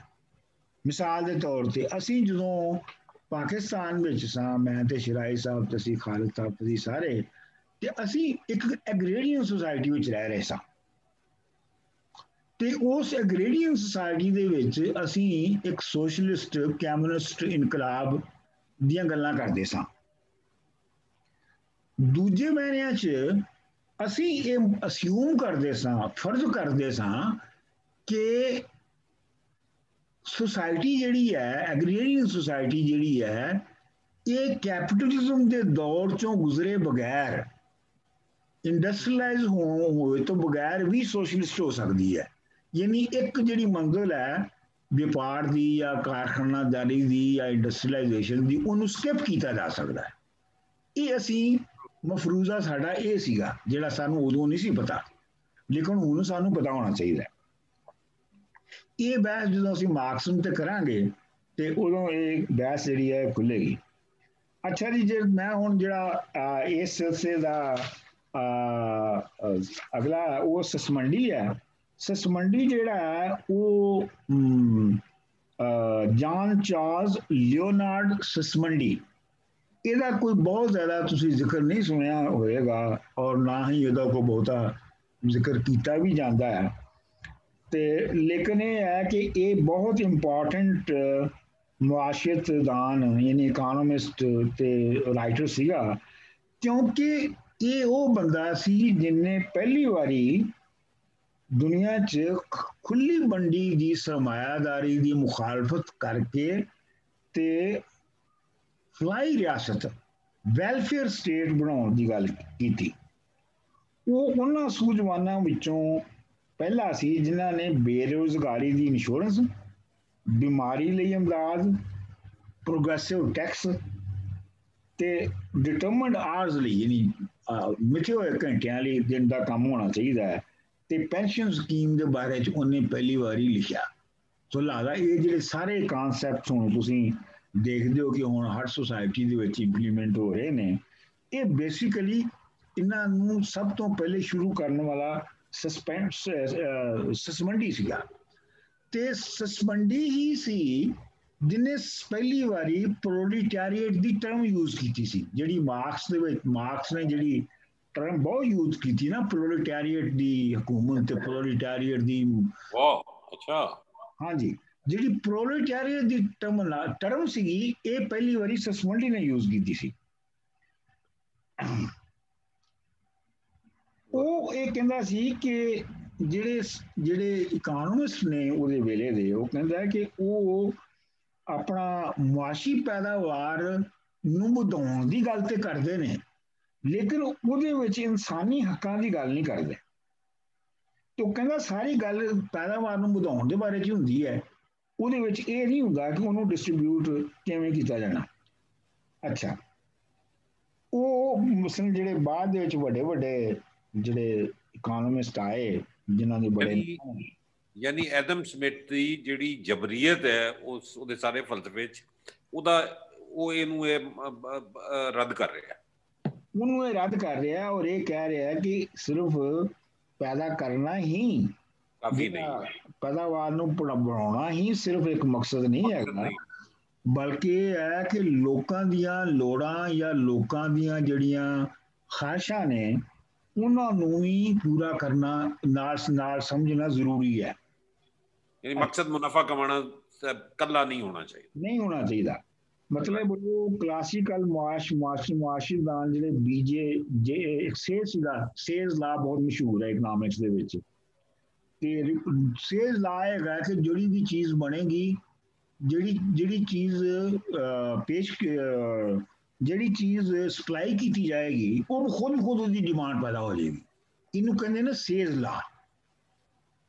ਯਾਨੀ ਮੰਡੀ ਵਿੱਚ ਹਰ ਪੈਦਾ ਹੋਈ ਕੀਤੀ ਚੀਜ਼ ਦਾ ਕੋਈ ਨਾ ਕੋਈ ਖਰੀਦਣ ਵਾਲਾ ਹੁੰਦਾ ਹੈ। ਇਹਨੂੰ ਸੇਜ਼ ਲਾ ਕਹਿੰਦੇ ਨੇ। ਤੇ ਉਹ ਰਿਕਾਰਡੋ ਦੂਜਾ ਸੀ ਜਿਹਨੇ ਕਿ ਸਰਪਲਸ ਵੈਲਿਊ ਦਾ ਆਈਡੀਆ ਦਿੱਤਾ ਸੀ, ਨਹੀਂ ਦਿੱਤਾ ਤੇ ਨਹੀਂ ਸੀ, ਉਹਨੇ ਉਹਨੂੰ ਪਾਲਿਸ਼ ਕੀਤਾ ਸੀ। ਤੇ ਇਹ ਸਸਮੰਡੀ ਜਿਹੜਾ ਇਹ ਉਹਨਾਂ ਦੋਵਾਂ ਨੂੰ ਕ੍ਰਿਟਿਸਾਈਜ਼ ਕਰਦਾ ਹੈ ਕਿ ਇਹਦੇ ਨਾਲ ਦੌਲਤ ਪੈਦਾ ਹੋਣ ਦੇ ਅਮਲ ਨੂੰ ਤੇ ਸਮਝਿਆ ਜਾ ਸਕਦਾ ਹੈ, ਲੇਕਿਨ ਦੌਲਤ ਦੇ ਵੰਡੇ ਜਾਣ ਦੇ ਉੱਤੇ ਕੋਈ ਸਾਨੂੰ ਸਮਝ ਨਹੀਂ ਆਉਂਦੀ। ਤੇ ਸਸਮੰਡੀ ਜਿਹੜਾ ਹੈ ਉਹਦਾ ਮੰਨਣਾ ਸੀ ਕਿ ਜਿਹੜਾ ਇਕਨੋਮਿਕ ਕ੍ਰਾਈਸਿਸ ਹੈ, ਜਿਹੜਾ ਮੁਆਸ਼ੀ ਸੰਕਟ ਹੈ, ਉਹਦੀ ਜੜ੍ਹਾਂ ਜਿਹੜੀਆਂ ਨੇ ਉਹ ਇਕਨੋਮਿਕ ਸਿਸਟਮ ਦੇ ਵਿੱਚ ਨਹੀਂ ਹੁੰਦੀਆਂ, ਬਲਕਿ ਉਹ ਸੋਸ਼ਲ ਸਿਸਟਮ ਦੇ ਵਿੱਚ ਹੁੰਦੀਆਂ ਨੇ। ਹਾਲਾਂਕਿ ਉਹ ਜ਼ਾਤੀ ਮਲਕੀਅਤ ਨੂੰ ਮੰਨਦਾ ਸੀਗਾ, ਤੇ ਲੇਕਿਨ ਇਹ ਹੈ ਕਿ ਇਸ ਦੇ ਬਾਵਜੂਦ ਉਹ ਜ਼ਾਤੀ ਮਲਕੀਅਤ ਨੂੰ ਐਬਸੋਲੂਟ ਜਿਹੜੇ ਸਮਝਣ ਵਾਲੇ ਨੇ ਉਹਨਾਂ ਦੀ ਮੁਖਾਲਫਤ ਵੀ ਕਰਦਾ ਸੀ। ਤੇ ਇਹ ਜਿਹੜਾ ਹੈਗਾ ਨਾ, ਜਿਹੜਾ ਬਿਜ਼ਨਸ ਸਾਈਕਲ ਦਾ ਜਿਹੜਾ ਨਜ਼ਰੀਆ ਹੈਗਾ ਕਿ ਬਿਜ਼ਨਸ ਸਾਈਕਲ ਆਉਣਗੇ ਜਿਹਦੇ ਵਿੱਚ ਬੂਮਸ ਔਰ ਬਸਟ ਹੋਏਗੀ, ਇਹ ਵੀ ਸਸਮੰਡੀ ਨੇ ਹੀ ਇਹਨੂੰ ਪਾਲਿਸ਼ ਕਰਕੇ ਅੱਗੇ ਲਿਆਂਦਾ ਸੀ। ਕਿਉਂਕਿ ਸਸਮੰਡੀ ਨੇ ਪਹਿਲੀ ਵਾਰੀ ਇਹ ਕਨਸੈਪਟ ਦਿੱਤਾ ਸੀ ਕਿ ਜੇ ਆਜ਼ਾਦ ਜਿਹੜੇ ਨੇ ਪ੍ਰੋਡਿਊਸਰਸ, ਇੱਕ ਦੂਸਰੇ ਤੋਂ ਆਜ਼ਾਦ ਪ੍ਰੋਡਿਊਸਰ ਜਿਹੜੇ ਨੇ, ਜਦੋਂ ਉਹ ਚੀਜ਼ਾਂ ਪੈਦਾ ਕਰਨਗੇ ਤੇ ਜਿਹੜੀ ਕੁੱਲ ਪੈਦਾਵਾਰ ਹੋਏਗੀ ਉਹ ਹੋ ਸਕਦਾ ਹੈ ਕਿ ਇਨਸਾਨਾਂ ਦੀ ਲੋੜ ਤੋਂ ਵੱਧ ਹੋਵੇ, ਡਿਮਾਂਡ ਤੋਂ ਵੱਧ ਹੋਵੇ। ਤੇ ਜੇ ਕੁੱਲ ਪੈਦਾਵਾਰ ਜਿਹੜੀ ਹੈ ਉਹ ਇਨਸਾਨਾਂ ਦੀ ਡਿਮਾਂਡ ਤੋਂ ਵੱਧ ਹੋ ਜਾਂਦੀ ਹੈ ਤੇ ਇਹਦਾ ਮਤਲਬ ਹੈ ਕਿ ਮੁਨਾਫਾ ਜਿਹੜਾ ਉਹ ਘਟ ਜਾਏਗਾ ਉਸ ਚੀਜ਼ ਦੇ ਵਿੱਚ। ਉਹਨੂੰ ਵੇਚਣ ਲਈ ਕੀਮਤਾਂ ਘੱਟ ਤੋਂ ਘੱਟ ਕਰਨੀਆਂ ਪੈਣਗੀਆਂ, ਮੁਨਾਫਾ ਘਟ ਜਾਏਗਾ।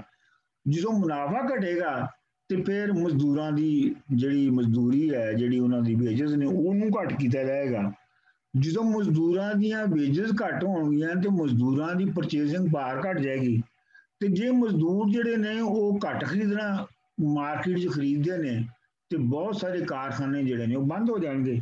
ਇਹੋ ਪ੍ਰੋਸੈਸ ਹੈ ਨਾ ਜਿਹੜਾ ਕਿ ਬੇਸਿਕਲੀ ਅਸੀਂ ਸਮਝਦੇ ਹਾਂ ਬਿਜ਼ਨਸ ਸਾਈਕਲ ਦੇ ਵਿੱਚ। ਇਹੋ ਹੀ ਹੁੰਦਾ ਹੈ ਨਾ ਕਿ ਵੀ ਕੋਈ ਚੀਜ਼ਾਂ ਜਿਹੜੀਆਂ ਨੇ ਉਹ ਜ਼ਰੂਰ ਲੋੜ ਤੋਂ ਵੱਧ ਹੋ ਜਾਂਦੀਆਂ ਨੇ ਪੈਦਾ, ਤੇ ਫਿਰ ਉਹ ਬਹੁਤ ਇੰਨੀਆਂ ਸਸਤੀਆਂ ਹੋ ਜਾਂਦੀਆਂ ਨੇ ਕਿ ਉਹਦੇ 'ਚ ਮਜ਼ਦੂਰੀ ਵੀ ਘਟਦੀ ਹੈ। ਤੇ ਮਜ਼ਦੂਰ ਜਦੋਂ ਨਹੀਂ ਘਟਦੀ ਹੈ ਤੇ ਮਜ਼ਦੂਰ ਜਿਹੜੇ ਨੇ ਉਹ ਖਰੀਦਣ ਦੇ ਕਾਬਲ ਨਹੀਂ ਰਹਿੰਦੇ। ਤੇ ਜਦੋਂ ਉਹ ਖਰੀਦਣ ਦੇ ਕਾਬਲ ਨਹੀਂ ਰਹਿੰਦੇ ਤੇ ਫਿਰ ਹੋਰ ਕਾਰਖਾਨੇ ਬੰਦ ਹੋਣਾ ਸ਼ੁਰੂ ਹੋ ਜਾਂਦੇ ਨੇ। ਹੋਰ ਕਾਰਖਾਨੇ ਬੰਦ ਹੁੰਦੇ ਨੇ, ਦੋਨਾਂ ਦੇ ਨਾਲ ਫਿਰ ਉਹ ਚੱਕਰ ਪੂਰਾ ਚੱਲ ਪੈਂਦਾ ਕਾਰਖਾਨੇ ਬੰਦ ਹੋਣ। ਹਾਂਜੀ, ਇਹ ਗੱਲ ਸਮਝ ਹੁਣ ਤੱਕ ਸਸਮੰਡੀ ਤੱਕ ਦੀ ਗੱਲ ਸਮਝ ਆ ਗਈ? ਸਰ ਜੀ ਗੱਲ ਤੇ ਸਮਝ ਆ ਗਈ ਹੈ, ਪਰ ਲੱਗਦਾ ਹੈ ਕਿ ਸਸਮੰਡੀ ਇੱਕ ਬੈਲੈਂਸ ਕਿਸਮ ਦੀ ਕੰਪਰੋਮਾਈਜ਼ ਨਹੀਂ ਕਹਿ ਸਕਦੇ। ਇੱਕ ਐਡਮ ਸਮਿਥ ਦੇ ਥੋੜੀ ਜਿਹੀ ਐਕਸਟ੍ਰੀਮ ਵਿਊ ਸੀ, ਇੱਕ ਮਾਰਕਸ ਦੀ ਬਾਅਦ ਵਿੱਚ ਐਕਸਟ੍ਰੀਮ ਵਿਊ ਸੀ, ਤੇ ਇਹਨੇ ਕੋਈ ਬੈਲੈਂਸ ਜੀ ਵਿਊ ਦਿੱਤੀ ਹੈ। ਹਾਂਜੀ ਹਾਂਜੀ, ਮਤਲਬ ਇਹ ਹੈ ਕਿ ਉਹਨੇ ਜਿਹੜੀ ਪੈਦਾਵਾਰੀ ਅਮਲ ਦੇ ਵਿੱਚ ਜਿਹੜੀ ਟੈਕਨੀਕਲ ਮੈਨਰ 'ਚ ਪੈਦਾਵਾਰੀ ਅਮਲ ਨੂੰ ਹੀ ਦੇ ਵਿੱਚ ਪੈਦਾਵਾਰ ਵਧਾਉਣ ਦੇ ਨਾਲ ਉਹਨੇ ਉਹਦੇ ਸਮਾਜੀ ਪਹਿਲੂਆਂ ਨੂੰ ਵਿੱਚ ਲਿਆਂਦਾ। ਤੇ ਜਿਹੜਾ ਦੇਖੋ ਉਹ ਤੁਸੀਂ ਸਹੀ ਕਹਿ ਸਕਦੇ ਹੋ ਕਿ ਮਾਰਕਸ ਵੀ ਸ਼ਾਇਦ ਐਕਸਟ੍ਰੀਮ ਤੇ ਚਲਾ ਗਿਆ, ਲੇਕਿਨ ਜਿਹੜੀ ਮਾਰਕਸ ਨੇ ਵੀ ਇਹ ਗੱਲ ਸਸਮੰਡੀ ਦੇ ਕੋਲੋਂ ਹੀ ਅਪਣਾਈ ਕਿ ਪੈਦਾਵਾਰ ਦੇ ਨਾਲ ਜਿਹੜਾ ਸਮਾਜੀ ਨਿਜ਼ਾਮ ਹੈ ਔਰ ਉਹ ਸਮਾਜੀ ਨਿਜ਼ਾਮ ਦੇ ਵਿੱਚ ਚੀਜ਼ਾਂ ਡਿਸਟ੍ਰੀਬਿਊਟ ਕਿਵੇਂ ਹੋ ਰਹੀਆਂ ਨੇ ਉਹਨਾਂ ਦੀ ਪ੍ਰਾਈਮੇਸੀ ਨੂੰ ਮੰਨਿਆ ਜਾਵੇ। ਤੇ ਇੱਕ ਤਰੀਕੇ ਦੇ ਨਾਲ ਜਿਹੜਾ ਮਾਰਕਸ ਹੈ ਉਹ ਸਸਮੰਡੀ ਦੀ ਐਕਸਟੈਂਸ਼ਨ ਹੈ, ਲੇਕਿਨ ਇਹ ਤੁਸੀਂ ਕਹਿ ਸਕਦੇ ਹੋ ਕਿ ਉਸ ਦੇ ਵਿੱਚ ਉਹ ਉਹਨੂੰ ਕਿਸ ਹੱਦ ਤੱਕ ਲੈ ਗਿਆ ਜਾਂ ਕਿਸ ਹੱਦ ਤੱਕ ਨਹੀਂ ਲੈ ਗਿਆ। ਯਾਨੀ ਇਹਦਾ ਇੱਕ ਇਹ ਵੀ ਸੋਚਿਆ ਜਾ ਸਕਦਾ ਹੈ ਕਿ ਪਹਿਲੀ ਵਾਰੀ ਕਿਸੇ ਨੇ ਜੋ ਅੱਜ ਸਾਡੇ ਖਿਆਲਾਤ ਚੱਲਦੇ ਨੇ ਇੱਕ ਫਲਾਹੀ ਰਿਆਸਤ ਦਾ, ਉਹਦਾ ਪਹਿਲਾ ਮੁੱਢਲਾ ਥਿੰਕਰ ਉਹਨੂੰ ਅਸੀਂ ਮੰਨ ਲਿਆ ਜਾਵੇ। ਬਿਲਕੁਲ ਬਿਲकुल ਬਿਲकुल ਜਿਹੜਾ ਮਾਰਕਸਿਜ਼ਮ ਦੀਆਂ ਜੜ੍ਹਾਂ ਵੀ ਜਿਹੜੀਆਂ ਨੇ, ਮਾਰਕਸਿਜ਼ਮ ਸੋਸ਼ਲਿਜ਼ਮ ਦੀਆਂ ਜੜ੍ਹਾਂ ਵੀ ਬੇਸਿਕਲੀ ਸਸਮੰਡੀ ਦੇ ਫਲਸਫੇ 'ਚ ਮੌਜੂਦ। ਹਾਂ ਮਤਲਬ ਸਸਮੰਡੀ ਔਰ ਬਾਕੀ ਜਿਹੜੇ ਉਸ ਵੇਲੇ ਦੇ ਯੂਰਪੀਅਨ ਜਿਹੜੇ ਸਨ ਆਪਣਾ ਉਹਦੇ ਹਮਅਸਰ ਲੋਕ, ਜਿਹੜੇ ਹਮਅਸਰ ਲੋਕ, ਉਹਨਾਂ ਸਾਰਿਆਂ ਦੀ ਜਿਹੜੀ ਸੀ ਉਹ ਉਹਦੇ ਪਿੱਛੇ ਮੌਜੂਦ ਸੀ।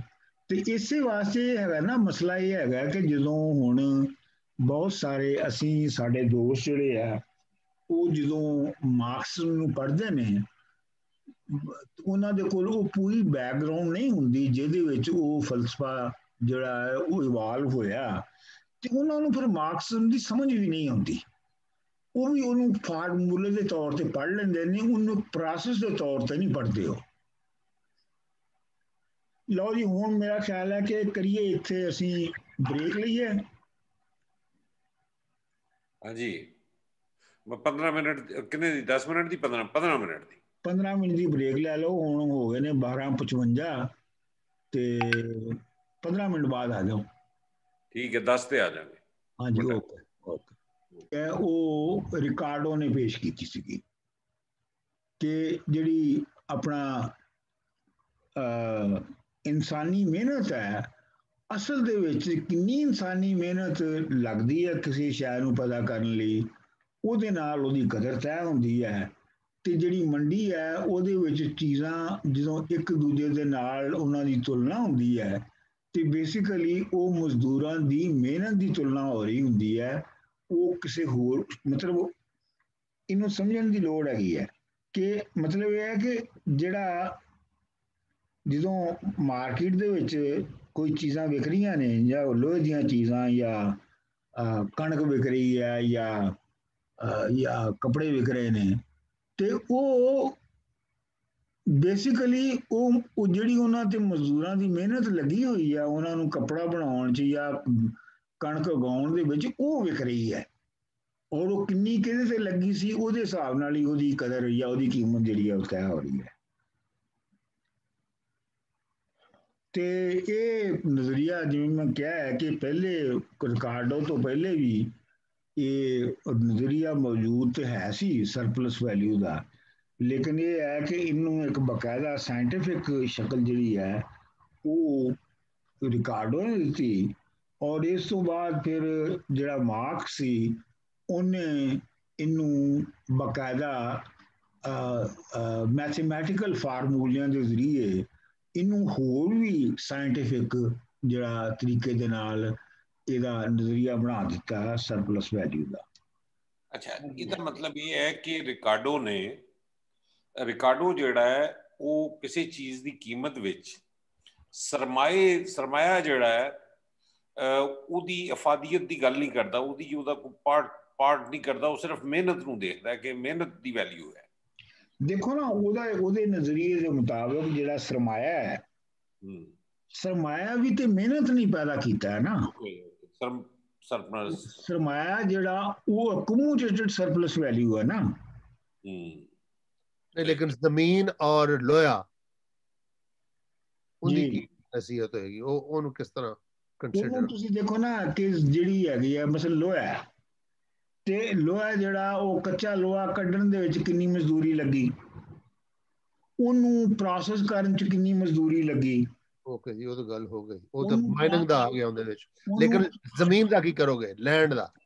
ਲੈਂਡ ਦਾ ਇਹ ਹੈ ਕਿ ਲੈਂਡ ਜਿਹੜੀ ਹੈ ਉਹਦੀ ਤੇ ਬਹੁਤ ਹੀ ਸਿੰਪਲ ਹੈ ਕਿ ਲੈਂਡ ਦੇ ਵਿੱਚ ਲੈਂਡ ਦੀ ਆਪਣੀ ਤਾਂ ਕੋਈ ਵੈਲਿਊ ਨਹੀਂ ਹੈਗੀ। ਠੀਕ ਜੇ ਫਰਜ਼ ਕਰੋ ਤੁਸੀਂ ਕਣਕ ਉਗਾ ਰਹੇ ਹੋ ਲੈਂਡ ਦੇ ਉੱਤੇ, ਤੇ ਕਣਕ ਦੇ ਉੱਤੇ ਜਿਹੜੀ ਲੇਬਰ ਹੈ ਉਹ ਘੱਟ ਲੱਗ ਰਹੀ ਹੈ, ਉਹ ਫਿਰ ਸਸਤੀ ਹੋ ਗਈ, ਤੇ ਉਹ ਸਸਤੀ ਹੋਏਗੀ। ਜੇ ਉਹਦੇ ਉੱਤੇ ਤੁਸੀਂ ਅੰਗੂਰ ਉਗਾ ਰਹੇ ਹੋ ਲੈਂਡ ਦੇ ਉੱਤੇ, ਤੇ ਉਹਦੇ 'ਚ ਮਿਹਨਤ ਜ਼ਿਆਦਾ ਲੱਗਦੀ ਹੈ, ਤੇ ਉਹਦੀ ਅੰਗੂਰਾਂ ਦੀ ਕੀਮਤ ਜਿਹੜੀ ਹੈ ਉਹ ਜ਼ਿਆਦਾ ਹੋਵੇਗੀ। ਮਤਲਬ ਲੈਂਡ ਦੀ ਆਪਣੀ ਕੋਈ ਕਦਰ ਉਹਦੇ ਵਿੱਚ ਨਹੀਂ ਹੈਗੀ, ਤੁਸੀਂ ਨਹੀਂ ਕੋਈ ਉਹਦੀ ਆਪਣੀ ਯਾਨੀ ਇਸ ਨਜ਼ਰੀਏ ਜ਼ੀਰੋ ਹੈ। ਅਗਰ ਮੇਰਾ ਖਿਆਲ ਹੈ ਅਗਰ ਕਦਰ ਹੈ ਵੀ ਹੈ ਤੇ ਜਿਹੜੀ ਪੈਸਿਆਂ ਨਾਲ ਉਹ ਜ਼ਮੀਨ ਖਰੀਦੀ ਗਈ ਹੈ ਉਹ ਵੀ ਮਿਹਨਤ ਦਾ ਕੱਟੀ ਹੋਈ ਹੈ। ਬਿਲਕੁਲ ਇਹ ਕਹਿ ਸਕਦੇ ਹੋ। ਦੇਖੋ ਨਾ ਉਹ ਵੀ ਇਹਦਾ ਮਤਲਬ ਐਂਸੈਸਟਰਲ ਦੀ ਕੋਈ ਨਹੀਂ ਕੀਮਤ। ਹਾਂਜੀ ਦੇਖੋ ਨਾ ਜਿਹੜੀ ਐਂਸੈਸਟਰ ਵੀ ਮਿਹਨਤ ਜਮਾ ਕਰਕੇ ਛੱਡ ਗਏ ਨੇ। हाँ जी देखो ना ਹੁਣ ਤੁਸੀਂ ਜਿਹੜੀ ਜ਼ਮੀਨ ਤੁਸੀਂ ਖਰੀਦਦੇ ਹੋ ਜਿੰਨਾ ਪੈਸਿਆਂ ਦੇ ਨਾਲ ਉਹ ਪੈਸੇ ਕਿੱਥੋਂ ਆਏ ਨੇ ਉਹ ਵੀ ਤੇ ਮਿਹਨਤ ਦੇ ਨਾਲ ਪੈਦਾ ਹੋਏ ਨਾ ਤੇ ਇਹ ਜਿਹੜੀ ਦੇਖੋ ਨਾ ਜਦੋਂ ਦੁਨੀਆ ਦੇ ਵਿੱਚ ਜਿੰਨਾ ਚਿਰ ਤੱਕ ਕਰੰਸੀ ਜਾਂ ਮਨੀ ਨਹੀਂ ਆਈ ਉਹਨਾਂ ਚਿਰ ਤੱਕ ਜਿਹੜੀ ਸਰਪਲਸ ਵੈਲਿਊ ਹੈ ਉਹਨੂੰ ਪ੍ਰੀਜ਼ਰਵ ਨਹੀਂ ਸੀ ਕੀਤਾ ਜਾ ਸਕਦਾ ਜਾਂ ਉਹਦੀ ਫੌਰਨ ਹੀ ਐਕਸਚੇਂਜ ਜ਼ਰੂਰੀ ਸੀ ਵਗਰਨਾ ਉਹ ਖਰਾਬ ਹੋ ਜਾਏਗੀ ਮਤਲਬ ਤੁਸੀਂ ਸਬਜ਼ੀਆਂ ਉਗਾਈਆਂ ਨੇ ਤੁਸੀਂ ਅੰਗੂਰ ਉਗਾਏ ਨੇ ਤੇ ਉਹ ਜੇ ਤੁਸੀਂ ਫੌਰੀ ਤੌਰ ਤੇ ਉਹ ਉਹਦਾ ਵਟਾਂਦਰਾ ਨਹੀਂ ਕਰ ਲੈਂਦੇ ਕਿਸੇ ਹੋਰ ਸ਼ਹਿਰ ਦੇ ਨਾਲ ਤੇ ਉਹ ਸੜ ਜਾਣਗੇ ਮੇਰਾ ਪਹਿਲੇ ਵਟਾਂਦਰੇ ਜ਼ਮੀਨ ਨਾਲ ਹੋਏ ਹੋਣੇ ਨੇ ਇਹ ਪ੍ਰੋਡਕਸ਼ਨ ਦੇ ਹਾਂਜੀ ਤੇ ਇਤਨੇ ਮਣ ਕਣਕ ਤੁਹਾਨੂੰ ਦੇਣੇ ਤੇ 1 ਕਿੱਲਾ ਮੈਨੂੰ ਦੇ ਦਿਓ ਹਾਂ ਮਤਲਬ ਇੰਜੀ ਹੈ ਨਾ ਅੱਛਾ ਲੇਕਿਨ ਇਹ ਹੈ ਕਿ ਜਦੋਂ ਮਨੀ ਜਿਹੜੀ ਹੈ ਉਹ ਕ੍ਰੀਏਟ ਹੋ ਗਈ ਤੇ ਮਨੀ ਦੇ ਜ਼ਰੀਏ ਜਿਹੜੀ ਸਰਪਲਸ ਵੈਲਿਊ ਹੈ ਉਹਨੂੰ ਫਿਊਚਰ ਲਈ ਸੇਵ ਕਰਨਾ ਮੁਮਕਿਨ ਹੋ ਗਿਆ ਕਿ ਹੁਣ ਤੁਸੀਂ ਅੰਗੂਰ ਵੇਚ ਕੇ ਤੇ ਜਿਹੜੇ ਪੈਸੇ ਵਟਦੇ ਹੋ ਉਹ ਹੁਣ ਭਾਵੇਂ ਤੁਸੀਂ 10 ਸਾਲਾਂ ਬਾਅਦ ਖਰਚ ਕਰੋ ਹੁਣ ਤੁਹਾਡੇ ਤੇ ਪਾਬੰਦੀ ਨਹੀਂ ਹੈ ਨਾ ਹੈਗੀ ਕਿ ਤੁਸੀਂ ਅੰਗੂਰਾਂ ਨੂੰ ਫੌਰੀ ਤੌਰ ਦੇ ਉੱਤੇ ਜਿਹੜਾ ਹੈ ਉਹ ਬਾਰਟਰ ਕਰੋ ਹੁਣ ਤੇ ਤੁਸੀਂ ਅੰਗੂਰ ਵੇਚ ਕੇ ਤੇ 10 ਸਾਲਾਂ ਬਾਅਦ ਉਸ ਨੂੰ ਖਰਚ ਕਰ ਲਓ ਅੰਗੂਰ ਵੇਚ ਕੇ ਤੇ ਤੁਸੀਂ ਭਾਵੇਂ ਜਾ ਕੇ ਸ਼ਹਿਰ ਆਪਣਾ ਹੋਰ ਕੁਛ ਚੀਜ਼ ਕੋਈ ਵੀ ਚੀਜ਼ ਕਦੋਂ ਵੀ ਲੈ ਲਓ ਪਰ ਇੱਕ ਹੋਰ ਫੈਕਟਰ ਆ ਗਿਆ ਜੀ ਕਰੰਸੀ ਦੀ ਡੀਵੈਲਿਊਏਸ਼ਨ ਇਨਫਲੇਸ਼ਨ ਇਹ 2-3 ਫੈਕਟਰ ਨਹੀਂ ਆ ਜਾਂਦੇ ਵਿੱਚ ਹੁਣ ਨਹੀਂ ਉਹ ਆ ਜਾਣਗੇ ਨਾ ਉਹ ਤੇ ਆ ਜਾਣਗੇ ਕਿ ਮਤਲਬ ਉਹ ਇੰਜ ਹੀ ਆਉਣਗੇ ਨਾ ਕਿ ਜਿਹੜੀ ਕਰੰਸੀ ਹੈ ਉਹ ਜਦੋਂ ਜ਼ਿਆਦਾ ਛਾਪ ਦਿੱਤੀ ਜਾਏਗੀ ਚੀਜ਼ਾਂ ਦੇ ਨਾਲੋਂ ਤੇ ਉਹ ਫਿਰ ਇੱਕ ਹੋਰ ਮਸਲਾ ਉਹਦੇ ਨਾਲ ਫਿਰ ਚੀਜ਼ਾਂ ਦੀਆਂ ਕੀਮਤਾਂ ਨੋਮੀਨਲ ਕੀਮਤਾਂ ਵੱਧ ਜਾਣਗੀਆਂ ਇਸੇ ਵਾਸਤੇ ਜਿਹੜਾ ਰਿਕਾਰਡੋ ਹੈ ਤੇ ਉਹ ਇਹ ਕਹਿੰਦਾ ਹੈ ਕਿ ਜਿਹੜੀ ਸਾਰੀ ਕੈਲਕੂਲੇਸ਼ਨ ਹੈ ਸਰਪਲਸ ਵੈਲਿਊ ਦੀ ਉਹ ਇਨਫਲੇਸ਼ਨ ਕੱਢ ਕੇ ਹੋਣੀ ਚਾਹੀਦੀ ਹੈ ਇਨਫਲੇਸ਼ਨ ਨੂੰ ਐਡਜਸਟ ਕਰਕੇ ਹੋਣੀ ਚਾਹੀਦੀ ਹੈ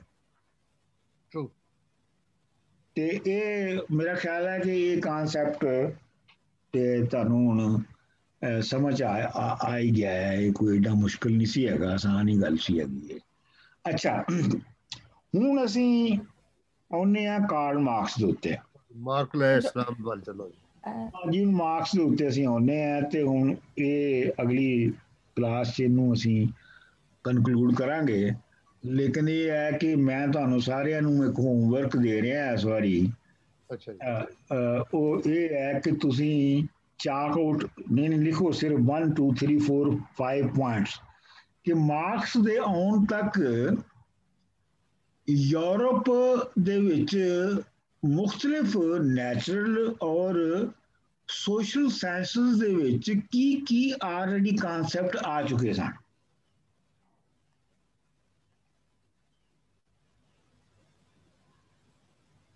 ਫਲਸਫੇ ਵਿੱਚ ਕੀ ਆ ਚੁੱਕੇ ਸਨ ਨੈਚੁਰਲ ਸਾਇੰਸ ਕੀ ਹਾਂਜੀ ਯੂਰਪ ਸਿਰਫ ਯੂਰਪ ਵਿੱਚ ਕਿਉਂਕਿ ਮਾਰਕਸ ਜਿਹੜਾ ਹੈ ਉਹ ਬੇਸਿਕਲੀ ਉਹ ਯੂਰਪ ਨੂੰ ਹੀ ਵੇਖ ਰਿਹਾ ਸੀ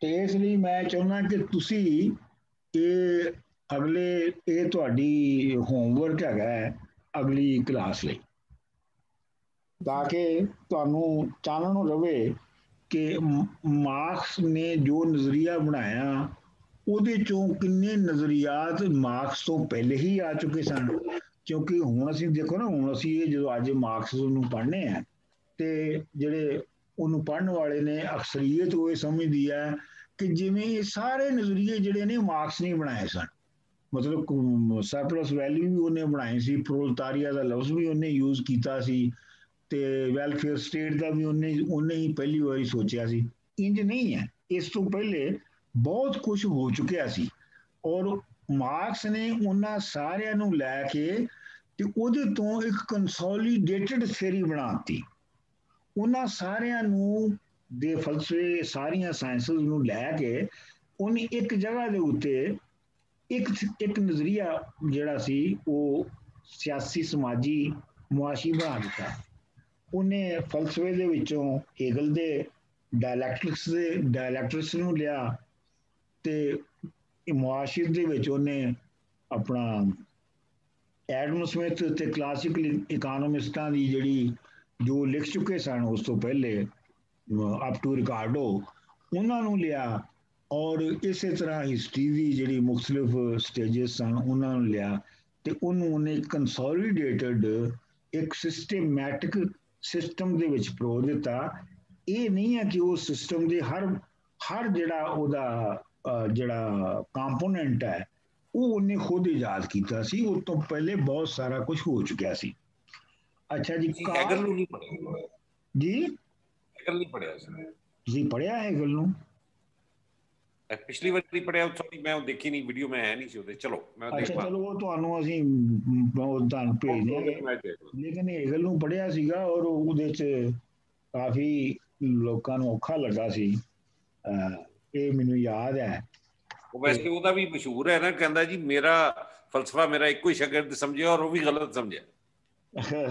ਹੈਗਲ ਨਹੀਂ।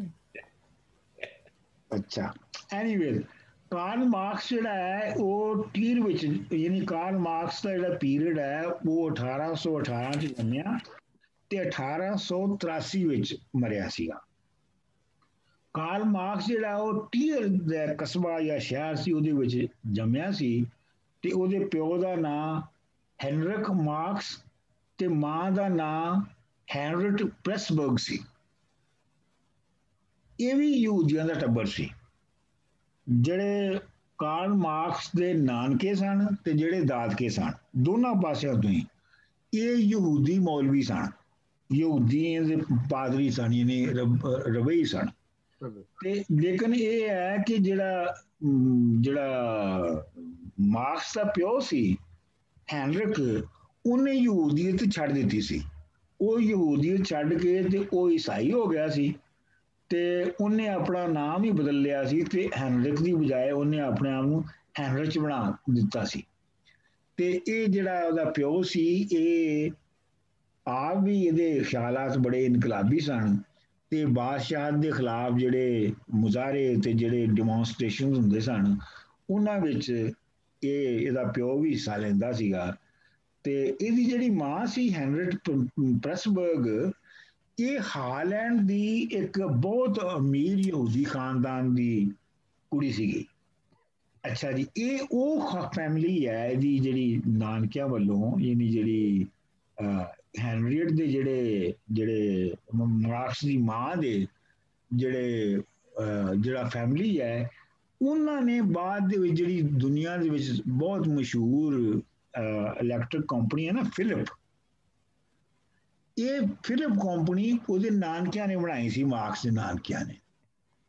ਤੇ ਜਦੋਂ ਇਹ ਮਾਰਕਸ ਤੇ ਜੀਨੀ ਇਹਦੀ ਜਿਹੜੀ ਬੀਵੀ ਹੈ, ਇਹਨਾਂ ਨੂੰ ਜਦੋਂ ਕਿਤੋਂ ਕੁਛ ਨਹੀਂ ਸੀ ਲੱਭਦਾ, ਬਹੁਤ ਮੁਸੀਬਤ 'ਚ ਪੈ ਜਾਂਦੇ ਸਨ, ਤੇ ਇਹ ਫਿਰ ਆਪਣੇ ਨਾਨਕਿਆਂ ਫਿਲਿਪ ਵਾਲਿਆਂ ਕੋਲੋਂ ਵੀ ਮਦਦ ਲੈਂਦੇ ਸਨ।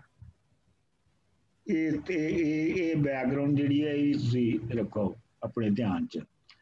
ਅੱਛਾ, ਜਿਹੜੀ ਮਾਰਕਸ ਨੂੰ ਜਿਹੜੀ ਬੇਸਿਕ ਐਜੂਕੇਸ਼ਨ ਹੈ, ਉਹਦੀ ਮੁੱਢਲੀ ਤਾਲੀਮ ਜਿਹੜੀ ਹੈ ਉਹ ਤਾਂ ਉਹਦੇ ਪਿਓ ਨੇ ਦਿੱਤੀ ਸੀ। ਤੇ ਫਿਰ ਉਹ 1835 ਵਿੱਚ ਉਹ ਯੂਨੀਵਰਸਿਟੀ ਆਫ ਬੋਨ ਚਲਾ ਗਿਆ ਤੇ ਉਹ ਆਪ ਫਲਸਫਾ ਪੜ੍ਹਨਾ ਚਾਹੁੰਦਾ ਸੀ ਤੇ ਉਹਦਾ ਪਿਓ ਜਿਹੜਾ ਸੀ ਉਹਨੂੰ ਕਾਨੂੰਨ ਪੜ੍ਹਾਉਣਾ ਚਾਹੁੰਦਾ ਸੀ। ਤੇ ਪਰ ਜਦੋਂ ਉਹ 18 ਸਾਲਾਂ ਦਾ ਹੋਇਆ ਮਾਰਕਸ, ਤੇ ਉਹਨੇ ਯੂਨੀਵਰਸਿਟੀ ਦੇ ਵਿੱਚ ਪੋਇਟਸ ਦੀ ਕਲੱਬ ਜੁਆਇਨ ਕਰ ਲਈ। ਤੁਸੀਂ ਹੁਣ ਦੇਖੋ ਮਾਰਕਸ ਕਿਹੜੇ ਕਿਹੜੇ ਰਸਤੇ ਤੋਂ ਲੰਘਿਆ ਤੇ ਉਹ ਸਾਡੇ ਵਾਂਗ ਕਿਵੇਂ ਕਿਵੇਂ ਉਹ ਵੀ ਆਪਣਾ ਖਾਰ ਹੁੰਦਾ ਰਿਹਾ। ਉਹਨੇ ਜਨਾਬ ਸ਼ਾਇਰਾਂ ਦੀ ਮਜਲਿਸ ਜਿਹੜੀ ਹੈ, ਪੋਇਟਿਕਸ ਕਲੱਬ ਜਿਹੜੀ ਹੈ ਉਹ ਜੁਆਇਨ ਕਰ ਲਈ ਤੇ ਨਾਲ ਹੀ ਉਹਨੇ ਟਿਊਰਨ ਡਰਿੰਕਿੰਗ ਕਲੱਬ ਦਾ ਵੀ ਮੈਂਬਰ ਬਣ ਗਿਆ, ਡਰਿੰਕਿੰਗ ਕਲੱਬ ਦਾ। ਅੱਛਾ, ਉੱਥੇ ਜਿਹੜੇ ਡਰਿੰਕਿੰਗ ਕਲੱਬ ਸੀ ਉੱਥੇ ਉਹਦੇ ਬਹੁਤ ਝਗੜੇ ਹੋਏ ਲੋਕਾਂ ਦੇ ਨਾਲ, ਮਤਲਬ ਟੋਨ ਹੋ ਜਾਂਦਾ ਹੋਣਾ ਤੇ ਫਿਰ ਲੜਾਈ ਸ਼ੁਰੂ ਕਰ ਦਿੰਦਾ ਹੋਣਾ। ਤੇ ਉੱਥੇ ਉਹਦੇ ਪਿਓ ਨੇ ਫਿਰ ਉਹਨੂੰ ਉੱਥੋਂ ਬੋਨ ਯੂਨੀਵਰਸਿਟੀ ਤੋਂ ਕੱਢ ਕੇ ਤੇ ਬਰਲਿਨ ਯੂਨੀਵਰਸਿਟੀ ਵਿੱਚ ਜਿਹੜਾ ਉਹ ਬਰਲਿਨ ਯੂਨੀਵਰਸਿਟੀ ਕਰ ਦਿੱਤਾ। ਉਹਨਾਂ ਝਗੜਿਆਂ ਦੀ ਵਜ੍ਹਾ ਸੀ। ਪੀਣ ਦੇ ਮਾਮਲੇ 'ਚ ਪੰਜਾਬੀ ਸੀ ਹੈ ਪੀਣ ਦੇ ਮਾਮਲੇ 'ਚ ਪੰਜਾਬੀ ਸੀ, ਲੜਦਾ ਲੁੜਦਾ ਵੀ ਸੀ, ਝਗੜੇ ਝੁਗੜੇ। ਮੈਂ ਤੁਸੀਂ ਪੰਜਾਬੀ ਕਿੱਥੇ ਆ ਗਏ? ਤੁਸੀਂ ਕੀ ਤੁਸੀਂ ਕਦੀ ਜਾਪਾਨੀਆਂ ਨੂੰ ਸ਼ਰਾਬ ਪੀਂਦਿਆਂ ਦੇਖੋ? ਓਹੋ ਅੱਛਾ, ਉਹਨਾਂ ਦੇ ਜਿੰਨੀ ਕੋਈ ਪੀ ਨਹੀਂ ਸਕਦਾ। ਤੁਸੀਂ ਤੇ ਐਵੇਂ 4 ਪੈਗ ਲਾਉਂਦੇ ਹੋ ਤੇ ਉਹ ਉਲਟੇ ਹੋ ਜਾਂਦੇ ਹੋ। ਲੜਦੇ ਵੀ ਨੇ ਉਹ ਇੰਨਾ ਹੀ ਨਾ, ਲੜਦੇ ਲੁੜਦੇ ਕੋਈ ਨਹੀਂ ਆ। ਇਹ ਲੜਾਈ ਵਾਲਾ ਕੰਮ ਤੇ ਸਾਡੇ ਪਾਸੇ ਹੀ ਹੈਗਾ। ਮੈਂ ਇਸੇ ਕਰਕੇ ਕਿਹਾ ਨਾ, ਜੇ ਇਹ ਵੀ ਲੜ ਪੈਂਦਾ ਸੀ ਉੱਥੇ ਕਲੱਬ 'ਚ ਤੇ ਫਿਰ ਪੰਜਾਬੀ ਹੋਇਆ। ਅੱਛਾ, ਇਹ 1836 ਵਿੱਚ ਜਿਹੜਾ ਹੈ ਇਹ ਵਾਪਸ ਆਪਣੇ ਘਰ ਗਿਆ ਟੀਅਰ ਗਰਮੀਆਂ ਵਿੱਚ, ਤੇ ਉੱਥੇ ਜਦੋਂ ਇਹ ਗਿਆ ਤੇ ਇਹਨੇ ਪੜ੍ਹਾਈ ਵੱਲ ਕਾਫੀ ਆਪਣਾ ਧਿਆਨ ਦੁਬਾਰਾ ਜਾਣਾ ਸ਼ੁਰੂ ਕਰ ਦਿੱਤਾ। ਤੇ ਉਦੋਂ ਹੀ ਇਹਦੀ ਜਿਹੜੀ ਇਹਨੇ ਜੈਨੀ ਵਾਨ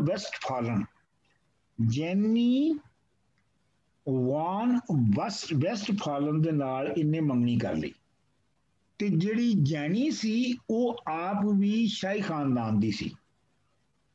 ਅੱਛਾ, ਇਹਨੇ 1836 ਚ ਵਾਪਸ ਆ ਕੇ ਤੇ ਇਹਨੇ ਕਾਨੂੰਨ ਪਾਸ ਕਰ ਲਿਆ ਬਰਲਿਨ ਯੂਨੀਵਰਸਿਟੀ ਤੋਂ।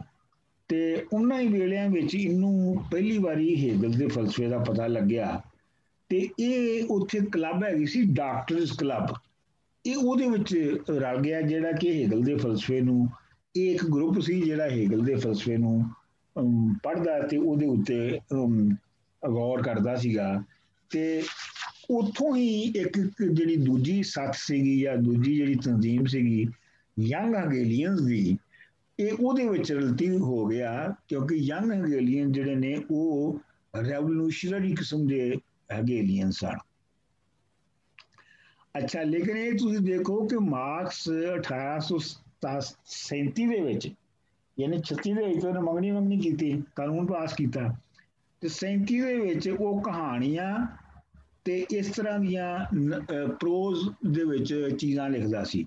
ਲੇਕਿਨ ਉਹਨੇ ਫਿਰ ਉਸ ਜ਼ਮਾਨੇ 'ਚ ਇੱਕ ਨਾਵਲ ਸਕਾਰਪੀਅਨ ਐਂਡ ਫੈਲਿਕਸ ਦੇ ਨਾਂ ਤੇ ਇੱਕ ਨਾਵਲ ਲਿਖਿਆ। ਇੱਕ ਉਹਨੇ ਡਰਾਮਾ ਵੀ ਲਿਖਿਆ ਜਿਹਦਾ ਨਾਂ ਸੀ ਕੁਆਲਨਮ। ਤੇ ਉਹਨੇ ਜੈਨੀ ਆਪਣੀ ਮੰਗੇਤਰ ਦੀ ਮੁਹੱਬਤ ਦੇ ਵਿੱਚ ਨਜ਼ਮਾਂ ਵੀ ਬਹੁਤ ਲਿਖੀਆਂ। ਵੈਸੇ ਉਹ ਨਜ਼ਮਾਂ ਜਿਹੜੀਆਂ ਨੇ ਉਹ ਛਪੀਆਂ ਵੀ ਨੇ, ਮੈਂ ਪੜ੍ਹੀਆਂ ਵੀ ਨੇ, ਤੇ ਉਹਨੇ ਪੋਇਟਰੀ ਵੀ ਬਹੁਤ ਕੀਤੀ ਹੈ ਮਾਰਕਸ ਨੇ। ਅੱਛਾ, ਉਹ ਫਿਰ ਛੇਤੀ ਉਹ ਛੱਡ ਕੇ ਤੇ ਉਹਨੇ ਆਪਣਾ ਨਾਵਲ ਸ਼ਾਵਲ ਤੇ ਡਰਾਮੇ ਤੇ ਪੋਇਟਰੀ ਛੱਡ ਕੇ ਤੇ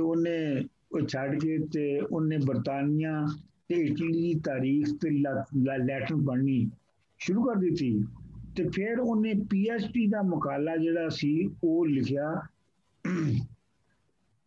ਫਿਲਾਸਫੀ ਆਫ ਨੇਚਰ ਦਾ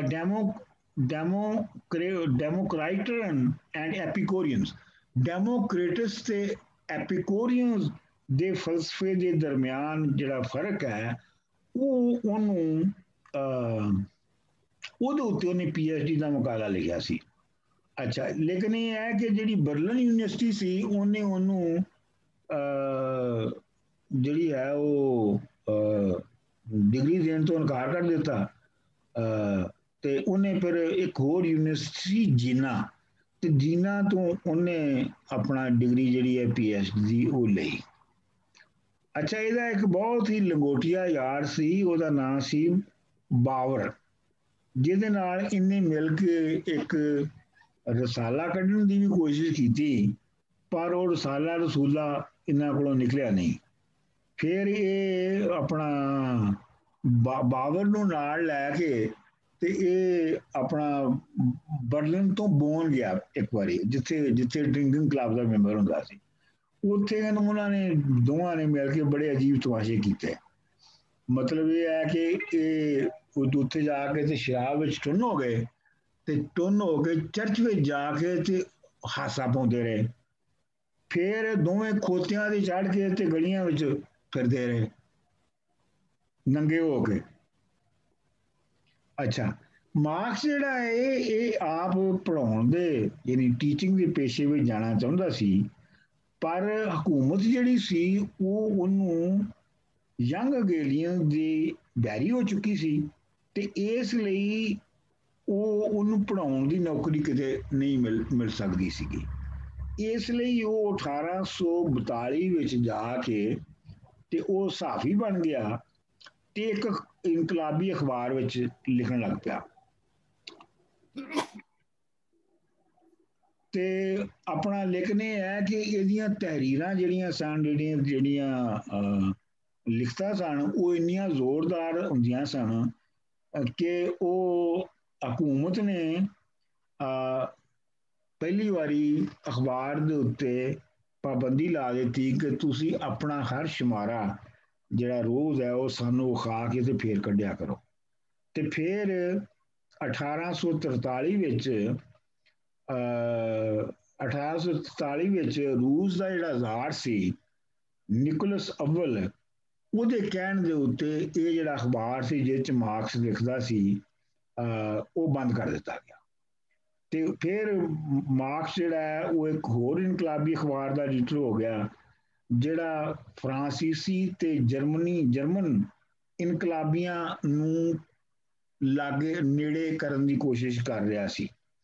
ਅੱਛਾ, ਉਹਨੇ ਉਸ ਵਿੱਚ ਜਿਹੜੇ ਉਹਨੇ ਮਜ਼ਮੂਨ ਲਿਖੇ ਉਹ ਛਪੇ ਨੇ, introduction to a contribution to the critique of Hegel's philosophy of right. ਇੱਕ ਇਹ ਵਾਲੀਅਮ ਛਪਿਆ ਹੈ ਤੇ ਦੂਜਾ ਵਾਲੀਅਮ ਜਿਹੜਾ ਹੈ, ਦੂਜੀ ਜਿਹੜੀ ਲਿਖਤ ਉਸ ਜ਼ਮਾਨੇ 'ਚ ਉਹਦੀ ਛਪੀ ਉਸ ਵੇਲੇ, ਉਹ ਸੀ ਔਨ ਦਾ ਜੂਇਸ਼ ਕੁਐਸਚਨ। ਇਹ ਜਿਹੜਾ ਦੂਜਾ ਮਕਾਲਾ ਸੀ ਨਾ ਜੂਇਸ਼ ਕੁਐਸਚਨ ਵਾਲਾ, ਇਹਦੇ ਵਿੱਚ ਹੀ ਉਹਨੇ ਪਹਿਲੀ ਵਾਰੀ ਪ੍ਰੋਲੀਟੈਰੀਏਟ ਕਲਾਸ ਨੂੰ ਇਨਕਲਾਬੀ ਹੋਣ ਦਾ, ਰੈਵੋਲੂਸ਼ਨਰੀ ਹੋਣ ਦਾ ਐਲਾਨ ਕੀਤਾ ਸੀ ਤੇ ਇੱਥੋਂ ਹੀ ਉਹਦੇ ਜਿਹੜਾ ਕਮਿਊਨਿਜ਼ਮ ਦੇ ਫਲਸਫੇ ਦੀ ਸ਼ੁਰੂਆਤ ਹੋਈ ਸੀ। ਇਸ ਅਖਬਾਰ ਨੂੰ ਹੀ ਉਹਨਾਂ ਨੇ ਬੰਦ ਕਰ ਦਿੱਤਾ, ਇਹ ਤੋਂ ਵੀ ਰੋਕ ਲਾਤੀ ਤੇ ਮਾਰਕਸ ਜਿਹੜਾ ਇੱਕ ਹੋਰ ਜਰਮਨ ਅਖਬਾਰ ਵੂਰੋਵੋਸਟ ਲਈ ਉਹਨੇ ਲਿਖਣਾ ਸ਼ੁਰੂ ਕਰ ਦਿੱਤਾ। ਤੇ ਇਹ ਜਿਹੜਾ ਅਖਬਾਰ ਸੀ ਇਹ ਮਜ਼ਦੂਰਾਂ ਦੀ ਇੱਕ ਖੁਫੀਆ ਤਨਜ਼ੀਮ ਸੀਗੀ, ਦਾ ਲੀਗ ਆਫ ਦਾ ਜਸਟ। ਇਹ ਅਖਬਾਰ ਕੱਢਦੀ ਸੀ ਤੇ ਮਾਰਕਸ ਨੇ ਉਹ ਲੀਗ ਆਫ ਦਾ ਜਸਟ ਵਿੱਚ ਉਹਦੀਆਂ ਮੀਟਿੰਗਾਂ ਵੀ ਅਟੈਂਡ ਕੀਤੀਆਂ, ਲੇਕਿਨ ਉਹ ਉਹਨਾਂ ਦਾ ਮੈਂਬਰ ਕਦੀ ਨਹੀਂ ਬਣਿਆ। 1844 ਵਿੱਚ ਮਾਰਕਸ ਦੀ ਪਹਿਲੀ ਮੁਲਾਕਾਤ ਫਰੈਡਰਿਕ ਐਂਗਲ ਨਾਲ ਹੋਈ। ਮਤਲਬ ਇਹ ਹੈ ਕਿ ਜਦੋਂ ਉਹ ਕਾਫੀ ਸਾਲ ਰੈਵੋਲੂਸ਼ਨਰੀ ਚੀਜ਼ਾਂ ਲਿਖ ਚੁੱਕਿਆ ਸੀ ਤੇ ਉਦੋਂ ਉਹਦੀ ਐਂਗਲਸ ਦੇ ਨਾਲ, ਫਰੈਡਰਿਕ ਐਂਗਲਸ ਦੇ ਨਾਲ ਮੁਲਾਕਾਤ ਹੋਈ ਤੇ ਐਂਗਲਸ ਨੇ ਉਹਨੂੰ ਆਪਣੀ ਕਿਤਾਬ ਜਿਹੜੀ ਹੈ ਯੂਰਪ ਵਿੱਚ ਮਜ਼ਦੂਰਾਂ ਦੇ ਹਾਲ, ਵਰਕਰਸ ਕੰਡੀਸ਼ਨ ਇਨ ਯੂਰਪ ਜਿਹੜੀ ਹੈ ਉਹ ਵਿਖਾਈ ਤੇ ਉਹ ਐਂਗਲਸ ਨੇ ਉਹਨੂੰ ਇਸ ਗੱਲ ਤੇ ਜਿਹੜਾ ਹੈ ਉਹ ਹੋਰ ਵੀ ਦਲੀਲਾਂ ਦਿੱਤੀਆਂ ਕਿ ਕਿਉਂ ਤਾਰੀਖ ਵਿੱਚ ਜਿਹੜੇ ਮਜ਼ਦੂਰ ਨੇ ਉਹ ਇਨਕਲਾਬ ਦੇ ਲੀਡਰ ਹੋਣਗੇ। ਅੱਛਾ, ਹੁਣ ਮਤਲਬ ਇਹ ਹੈ ਕਿ ਉਹ ਮਾਰਕਸ ਜਿਹੜਾ ਹੈ ਉਹ ਉਸ ਵੇਲੇ ਦੇ ਜਿਹੜੇ ਦੂਜੇ ਰੈਵੋਲੂਸ਼ਨਰੀ ਰਾਈਟਰ ਸਮਝੇ ਜਾਂਦੇ ਸਨ, ਜਿਵੇਂ ਫਿਓਰਬਾਖ ਸੀ, ਉਹ ਤੋਂ ਵੀ ਕਾਫੀ ਮੁਤਸਰ ਹੋਇਆ, ਪਰ ਉਹ ਜਲਦੀ ਉਹਨੂੰ ਛੱਡ ਦਿੱਤਾ। ਤੇ ਲੇਕਿਨ ਇਹ ਹੈ ਕਿ ਮਾਰਕਸ ਨੇ ਉਸ ਜ਼ਮਾਨੇ ਦੇ ਵਿੱਚ ਇਕਨੋਮਿਕਸ ਦੀ ਬਹੁਤ ਹੀ ਧਿਆਨ ਦੇ ਨਾਲ ਪੜ੍ਹਾਈ ਕੀਤੀ ਤੇ ਆਦਮ ਸਮਿਥ, ਡੇਵਿਡ ਰਿਕਾਰਡੋ ਤੇ ਜੇਮਸ ਮਿਲ ਖਾਸ ਤੌਰ ਦੇ ਉੱਤੇ ਉਹਨੇ ਬਹੁਤ ਗੌਰ ਦੇ ਨਾਲ ਪੜ੍ਹੇ ਤੇ ਸਾਰੀ ਉਮਰ ਉਹ ਇਕਨੋਮਿਕਸ ਦਾ ਜਿਹੜਾ ਹੈ ਉਹ ਬਹੁਤ ਹੀ ਐਡਵੈਂਟ ਰੀਡਰ ਹੈਗਾ ਸੀ। ਤੇ ਇਸੇ ਲਈ ਕਿਹਾ ਜਾਂਦਾ ਹੈ ਜੋ ਮਾਰਕਸਮ ਜਿਹੜੇ ਨੇ ਉਹਦੇ 3 ਥੰਮ ਨੇ, 3 ਉਹਦੇ ਪਿਲਰਸ ਨੇ। ਉਹ 3 ਪਿਲਰਸ ਕੀ ਨੇ? ਉਹ ਹੈਗੇ ਨੇ ਹੈਗਲ ਦੀ ਜਜ਼ਲੀਆਤ, ਹੈਗਲਸ ਡਾਇਲੈਕਟਿਕਸ, ਫਰਾਂਸ ਦਾ ਰੈਵੋਲੂਸ਼ਨ ਤੇ ਬਰਤਾਨੀਆ ਦੀ ਇਕਾਨਮੀ ਜਾਂ ਇਕਨੋਮਿਕਸ। ਇਹ 3 ਥੰਮ ਨੇ। ਕਿਹਾ ਜਾਂਦਾ ਹੈ ਕਿ ਮਾਰਕਸ ਦੀ ਵਿਚਾਰਧਾਰਾ ਦੇ। 1844 ਵਿੱਚ ਹੀ ਜਿਹੜੀ ਉਹਦੀ ਬਹੁਤ ਇੱਕ ਬੇਸਿਕ ਕਿਤਾਬ ਹੈ, ਤੁਸੀਂ ਪਤਾ ਨਹੀਂ ਕਿਸੇ ਨੇ ਦੇਖੀ ਹੈ ਕਿ ਨਹੀਂ, ਦਾ ਇਕਨੋਮਿਕ ਐਂਡ ਫਿਲੋਸੋਫੀਕਲ ਮੈਨੂਸਕ੍ਰਿਪਟਸ। ਇਹ ਸਾਨੂੰ ਜਦੋਂ ਅਸੀਂ ਤਾਂ ਤੇ ਸਾਨੂੰ ਪੜ੍ਹਾਈ ਜਾਂਦੀ ਸੀ, ਕਹਿੰਦੀ ਸੀ ਇਹ ਪੜ੍ਹਨੀ ਬਹੁਤ ਜ਼ਰੂਰੀ ਹੈ, ਤੇ ਮੈਂ ਪੜ੍ਹੀ ਹੈ, ਲੇਕਿਨ ਇਹ ਹੈ ਕਿ ਉਦੋਂ ਖਾਰ ਕੋਈ ਸਮਝ ਨਹੀਂ ਸੀ ਆਉਂਦੀ, ਤੇ ਲੇਕਿਨ ਹੁਣ ਜਦੋਂ ਇਕਨੋਮਿਕਸ ਪੜ੍ਹ ਲਈ ਤੇ ਉਦੋਂ ਫਿਰ ਇਹ ਸਮਝ ਆਉਣਾ ਸ਼ੁਰੂ ਹੋਈ। ਤੇ ਉਹਨੇ ਫਿਰ ਇੱਕ ਫਿਓਰਬਾਖ ਦੇ ਖਿਲਾਫ ਕਿਤਾਬ ਲਿਖੀ, ਤੇ ਉਸ ਕਿਤਾਬ ਜਿਹੜੀ ਫਿਓਰਬਾਖ ਦੇ ਖਿਲਾਫ ਲਿਖੀ, ਉਹਦੇ ਵਿੱਚ ਉਹਦਾ ਇਹ ਮਸ਼ਹੂਰ ਜਿਹੜਾ ਉਹਦਾ ਜੁਮਲਾ ਹੈ ਜਾਂ ਫਿਕਰਾ ਹੈ ਆਇਆ ਕਿ ਹੁਣ ਤੀਕਰ ਜਿਹੜੇ ਫਿਲਾਸਫਰ ਨੇ ਉਹ ਦੁਨੀਆ ਦੀ ਤਫਸੀਰ ਕਰਦੇ ਆਏ ਨੇ, ਉਹ ਦੁਨੀਆ ਦੀ ਐਕਸਪਲੇਨੇਸ਼ਨ ਕਰਦੇ ਆਏ ਨੇ, ਇੰਟਰਪ੍ਰੀਟੇਸ਼ਨ ਕਰਦੇ ਆਏ ਨੇ। ਤੇ ਉਹਨੇ ਕਿਹਾ ਕਿ ਹੁਣ ਜਿਹੜਾ ਹੈ ਉਹ ਮਕਸਦ ਹੈਗਾ ਹੈ, ਹੁਣ ਜਿਹੜਾ ਮਕਸਦ ਜਿਹੜਾ ਫਲਸਫੀ ਹੈ ਉਹਦਾ ਬੁਨਿਆਦੀ ਮਕਸਦ ਇਹ ਹੋਣਾ ਚਾਹੀਦਾ ਹੈ ਕਿ ਦੁਨੀਆ ਨੂੰ ਤਬਦੀਲ ਕਿਵੇਂ ਕੀਤਾ ਜਾਵੇ, ਨਾ ਸਿਰਫ ਇਹ ਕਿ ਦੁਨੀਆ ਦੀ ਤਫਸੀਰ ਕਿਵੇਂ ਕੀਤੀ ਜਾਵੇ, ਬਲਕਿ ਦੁਨੀਆ ਨੂੰ ਬਦਲਿਆ ਕਿਵੇਂ ਜਾਏ। ਇਸੇ ਕਿਤਾਬ ਦੇ ਵਿੱਚ ਹੀ ਉਹਦੀ ਜਿਹੜੀ ਹੈ ਹਿਸਟੋਰੀਕਲ ਮਟੀਰੀਅਲਿਜ਼ਮ, ਜਿਹਦੇ ਉੱਤੇ ਜਿਹੜੀ ਬੇਸ ਬਣੀ ਉਹਦੀ ਸਾਰੀ ਰਾਈਟਿੰਗਸ ਦੀ, ਉਹ ਵੀ ਇਹਦੇ ਵਿੱਚ ਹੀ ਉਹਦੀ ਬੇਸ ਵੀ ਇਸੇ ਕਿਤਾਬ ਵਿੱਚ ਹੀ ਸੀਗੀ। ਅੱਛਾ ਜੀ, ਉਹਨੂੰ ਆਪਣਾ ਉਦੋਂ ਹੀ ਫਰਾਂਸ ਦੀ ਹਕੂਮਤ ਨੇ ਜਿਸ ਅਖਬਾਰ 'ਚ ਲਿਖਦਾ ਸੀ ਉਹ ਅਖਬਾਰ ਬੰਦ ਕਰ ਦਿੱਤਾ ਤੇ ਮਾਰਕਸ ਨੂੰ ਫਰਾਂਸ ਵਿੱਚੋਂ ਕੱਢਦਾ।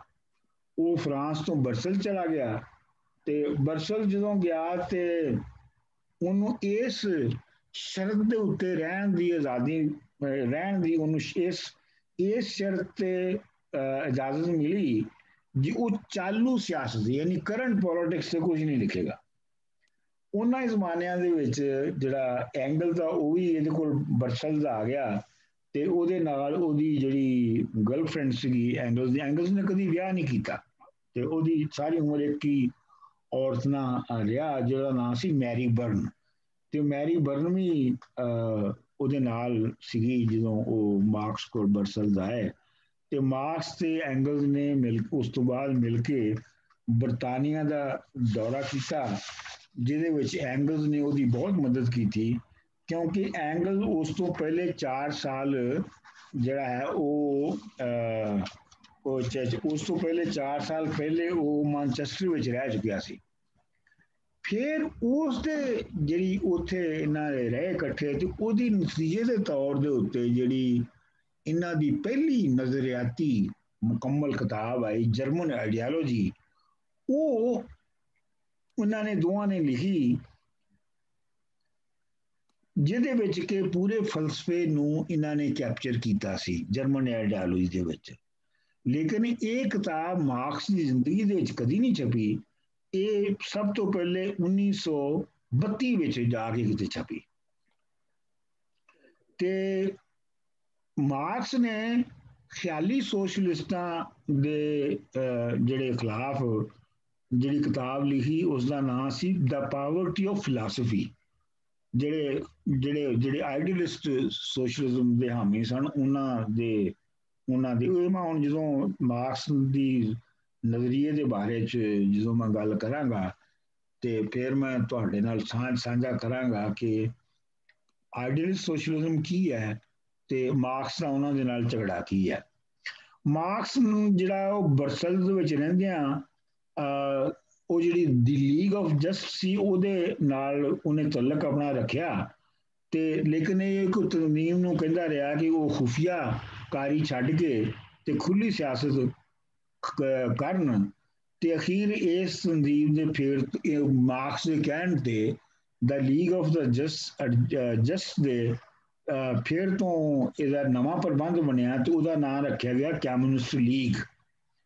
ਮਾਰਕਸ ਤੇ ਐਂਗਲਸ ਨੇ ਜਿਹੜਾ ਕਮਿਊਨਿਸਟ ਮੈਨੀਫੈਸਟੋ ਹੈ ਕੈਮੂਨਸ ਮੈਨੀਫੈਸਟੋ ਜਿਹੜਾ ਹੈ ਉਹ ਕੈਮੂਨਸ ਲੀਗ ਦੇ ਵਾਸਤੇ ਲਿਖਿਆ ਸੀਗਾ, ਜਿਹੜਾ ਹੁਣ ਸਾਰੇ ਦੁਨੀਆ ਜਿਹੜੀ ਆ ਉਹ ਜਿਹਨੂੰ ਪੜ੍ਹਦੀ ਹੈ। ਅੱਛਾ, ਉਸੇ ਜ਼ਮਾਨੇ ਦੇ ਵਿੱਚ ਹੀ ਮਾਰਕਸ ਨੂੰ ਆਪਣੇ ਪਿਓ ਦੀ ਜਾਇਦਾਦ ਦੇ ਵਿੱਚੋਂ 6000 ਫਰਾਂਕ ਦੀ ਰਕਮ ਮਿਲੀ ਤੇ ਉਹਨਾਂ ਵਿੱਚੋਂ 1/3 ਹਿੱਸਾ ਜਿਹੜਾ ਸੀ ਉਹ ਬੈਲਜੀਅਮ ਦੇ ਮਜ਼ਦੂਰਾਂ ਨੂੰ ਮੁਸੱਲਾ ਕਰਨ ਲਈ ਖਰਚ ਕਰ ਦਿੱਤਾ। 1/3 ਜਿਹੜਾ ਸੀ। ਉੱਥੇ ਹੀ ਉਹਨੇ ਜਰਮਨ ਵਰਕਰਸ ਕਲੱਬ ਬਣਾਈ, ਜਿਸ ਵਿੱਚ ਜਰਮਨੀ ਤੋਂ ਜਿਹੜੇ ਮੁਲਕ ਬਦਲ ਕੀਤੇ ਹੋਏ, ਐਗਜ਼ਾਈਲ ਕੀਤੇ ਹੋਏ ਜਿਹੜੇ ਰੈਵੋਲੂਸ਼ਨਰੀ ਸਨ, ਉਹਨਾਂ ਨੂੰ ਉਹਨੇ ਉਹਨਾਂ ਦਾ ਗਰੁੱਪ ਬਣਾਇਆ। ਮਾਰਕਸ ਜਿਹੜਾ 1848 ਦੇ ਵਿੱਚ ਕਲੋਨ ਵਾਪਸ ਚਲਾ ਗਿਆ ਤੇ ਉੱਥੇ ਉਹਨੇ ਇੱਕ ਰੋਜ਼ਨਾਮਾ ਯਾਨੀ ਡੇਲੀ ਨਿਊਜ਼ਪੇਪਰ ਸ਼ੁਰੂ ਕੀਤਾ। ਇਸ ਇਹਨੂੰ ਬੰਦ ਕਰ ਦਿੱਤਾ ਗਿਆ, ਇਸ ਅਖਬਾਰ ਨੂੰ ਵੀ ਬੰਦ ਕੀਤਾ ਕਿ ਉਹ ਫਰਾਂਸ ਮੁੜ ਕੇ ਆਇਆ, ਕਿਉਂਕਿ ਫਰਾਂਸ 'ਚ ਉਦੋਂ ਇਨਕਲਾਬ ਆ ਚੁੱਕਿਆ ਹੋਇਆ ਸੀ, ਪਰ ਉੱਥੋਂ ਦੀ ਹਕੂਮਤ ਨੇ ਵੀ ਉਹਨੂੰ ਕੱਢ ਦਿੱਤਾ ਤੇ ਉਹਨੂੰ ਅਖੀਰ 1849 ਦੇ ਵਿੱਚ ਲੰਡਨ ਦੇ ਵਿੱਚ ਪਨਾਹ ਲੈਣੀ ਪਈ, ਰਿਫਿਊਜ ਲੈਣੀ ਪਈ ਤੇ ਉੱਥੇ ਫਿਰ ਉਹਦੀ ਬਾਕੀ ਸਾਰੀ ਉਹਦੀ ਜਿਹੜੀ ਉਮਰ ਹੈ ਉਹ ਗੁਜ਼ਰੀ। ਲੰਡਨ ਆਉਣ ਵੇਲੇ ਮਾਰਕਸ ਦੀ ਜਿਹੜੀ ਬਹੁਤ ਬੇਸਿਕ ਪ੍ਰੋਬਲਮ ਸੀ, ਇੱਕ ਤੇ ਸੀਗੇ ਕੈਮੂਨਿਸਟ ਲੀਗ ਦੇ ਅੰਦਰ ਬਹੁਤ ਝਗੜੇ ਸ਼ੁਰੂ ਹੋ ਚੁੱਕੇ ਸਨ, ਕਿਉਂਕਿ ਕੈਮੂਨਿਸਟ ਲੀਗ ਦੇ ਅੰਦਰ ਇੱਕ ਗਰੁੱਪ ਸੀ ਜਿਹੜਾ ਚਾਹੁੰਦਾ ਸੀ ਕਿ ਪੂਰੇ ਯੂਰਪ ਦੇ ਵਿੱਚ ਡੈਮੋਨਸਟ੍ਰੇਸ਼ਨ ਕੀਤੀਆਂ ਜਾਣ ਤੇ ਜਿਹੜਾ ਇਨਕਲਾਬ ਦਾ ਹੈ ਉਹ ਵਕਤ ਆ ਚੁੱਕਿਆ ਹੈਗਾ ਤੇ ਹੁਣ ਸਾਨੂੰ ਪੂਰੇ ਯੂਰਪ ਦੇ ਵਿੱਚ ਇਨਕਲਾਬ ਲਿਆਉਣਾ ਚਾਹੀਦਾ ਹੈ। ਮਾਰਕਸ ਤੇ ਐਂਗਲਸ ਦਾ ਇਹ ਖਿਆਲ ਸੀਗਾ ਕਿ ਜਿਹੜੀਆਂ ਮਟੀਰੀਅਲ ਕੰਡੀਸ਼ਨਸ ਨੇ ਯੂਰਪ ਦੀਆਂ ਉਹ ਅਜੇ ਇਸ ਲਈ ਤਿਆਰ ਨਹੀਂ ਹੈਗੀਆਂ ਤੇ ਇਹ ਐਡਵੈਂਚਰਿਜ਼ਮ ਹੋਏਗਾ, ਇਹ ਮੁਹਿੰਮਬਾਜ਼ੀ ਹੋਏਗੀ ਤੇ ਇਹ ਕੰਮ ਨਹੀਂ ਕਰਨਾ ਚਾਹੀਦਾ। ਤੇ ਲੀਗ ਜਿਹੜੀ ਸੀ ਉਹਨੇ ਮਾਰਕਸ ਦਾ ਕਿਹਾ ਮੰਨ ਲਿਆ ਤੇ ਉਹ ਜਿਹੜਾ ਗਰੁੱਪ ਸੀ ਉਹਨਾਂ ਨੂੰ ਵਿੱਚੋਂ ਕੱਢ ਦਿੱਤਾ। ਲੇਕਿਨ ਇਹ ਉਹ ਜ਼ਮਾਨਾ ਸੀ ਜਦੋਂ ਮਾਰਕਸ ਦੀ ਆਪਣੀ ਮੁਆਸ਼ੀ ਹਾਲਤ ਬਹੁਤ ਭੈੜੀ ਸੀਗੀ, ਬਹੁਤ ਗਰੀਬੀ ਦੇ ਵਿੱਚ ਰਹਿ ਰਿਹਾ ਸੀ ਤੇ ਉਹਦਾ ਉਸ ਵੇਲੇ ਵੀ ਇੱਕ ਹੀ ਸਹਾਰਾ ਸੀ ਐਂਗਲਸ, ਜਿਹੜਾ ਆਪਣੇ ਪਿਓ ਕੋਲੋਂ ਪੈਸੇ ਲੈ ਕੇ ਤੇ ਉਹ ਮਾਰਕਸ ਨੂੰ ਦਿੰਦਾ ਸੀ ਤੇ ਉਹਦੇ ਨਾਲ ਗੁਜ਼ਾਰਾ ਹੁੰਦਾ ਸੀ। ਫਿਰ ਮਾਰਕਸ ਨੇ ਨਿਊਯਾਰਕ ਦੇ ਅਖਬਾਰ ਟ੍ਰਿਬਿਊਨ ਵਿੱਚ ਲਿਖਣਾ ਸ਼ੁਰੂ ਕਰ ਦਿੱਤਾ ਤੇ 1850 ਤੋਂ 1862 ਤੱਕ ਉਹ ਉਹਦੇ ਵਿੱਚ ਲਿਖਦਾ ਰਿਹਾ ਤੇ ਜਿਹੜੀ ਟ੍ਰਿਬਿਊਨ ਤੋਂ ਪੈਸੇ ਆਉਂਦੇ ਸਨ ਉਹਦੀ ਕਮਾਈ ਹੁੰਦੀ ਸੀ। ਲੇਕਿਨ ਅਖੀਰ ਜਿਹੜੀ ਹੈ ਉਹ ਉਹਨਾਂ ਦੀ ਪਾਲਿਸੀ ਬਦਲ ਗਈ ਟ੍ਰਿਬਿਊਨ ਦੀ ਤੇ ਉਹਨਾਂ ਨੇ ਮਾਰਕਸ ਨੂੰ ਛਾਪਣਾ ਬੰਦ ਕਰ ਦਿੱਤਾ ਤੇ ਲਿਹਾਜ਼ਾ ਉਹ ਵੀ ਜਿਹੜੀ ਸੀ ਆਪਣਾ ਉਹ ਵੀ ਜਿਹੜਾ ਜ਼ਰੀਆ ਸੀ, ਵਸੀਲਾ ਜਿਹੜਾ ਸੀ ਉਹ ਵੀ ਜਾਂਦਾ ਰਿਹਾ। ਮੇਰੇ ਖਿਆਲ ਇੱਥੋਂ ਤੱਕ ਮੈਂ ਕਰਾਂਗਾ ਕਿਉਂਕਿ ਬਾਕੀ ਗੱਲਬਾਤ ਕਰਨੀ ਚਾਹੀਦੀ ਹੈ। ਸਾਡੇ ਕੋਲ 12 ਮਿੰਟ ਹੈਗੇ ਨੇ ਤੇ ਇਹਨਾਂ 12 ਮਿੰਟਾਂ 'ਚ ਸਾਨੂੰ ਗੱਲਬਾਤ ਕਰਨੀ ਚਾਹੀਦੀ ਹੈ। ਬਾਕੀ ਤੁਸੀਂ ਕਹਿ ਰਹੇ ਹੋ ਕਿ ਉਹ ਫਰਾਂਸ ਵਿੱਚ ਵਾਪਸ ਆਇਆ ਤਾਂ ਇਨਕਲਾਬ ਆ ਚੁੱਕਿਆ ਸੀ, ਫ੍ਰੈਂਚ ਰੈਵੋਲੂਸ਼ਨ। ਫ੍ਰੈਂਚ ਰੈਵੋਲੂਸ਼ਨ ਤਾਂ 18ਵੀਂ ਸਦੀ ਦੀ ਆਖਰੀ ਡਿਕੇਡ 'ਚ ਨਹੀਂ ਆਇਆ? ਨਹੀਂ, ਜਿਹੜਾ ਉਸ ਵੇਲੇ ਜਿਹੜਾ ਉੱਥੇ ਇੱਕ ਇਨਕਲਾਬ ਆਇਆ ਸੀ ਨਾ ਜੋ ਮਾਰਕਸ ਦੇ ਜ਼ਮਾਨੇ 'ਚ, ਤੇ ਉਹ ਹੋਰ ਸੀਗਾ ਤੇ ਉਹਦੇ ਵਿੱਚ ਰੈਵੋਲੂਸ਼ਨਰੀ ਹਕੂਮਤ ਆਈ ਸੀ, ਲੇਕਿਨ ਉਹਨਾਂ ਨੇ ਮਾਰਕਸ ਨੂੰ ਨਹੀਂ ਰਹਿਣ ਦਿੱਤਾ, ਮਾਰਕਸ ਨੂੰ ਉੱਥੋਂ ਕੱਢ ਦਿੱਤਾ ਉਹਨਾਂ।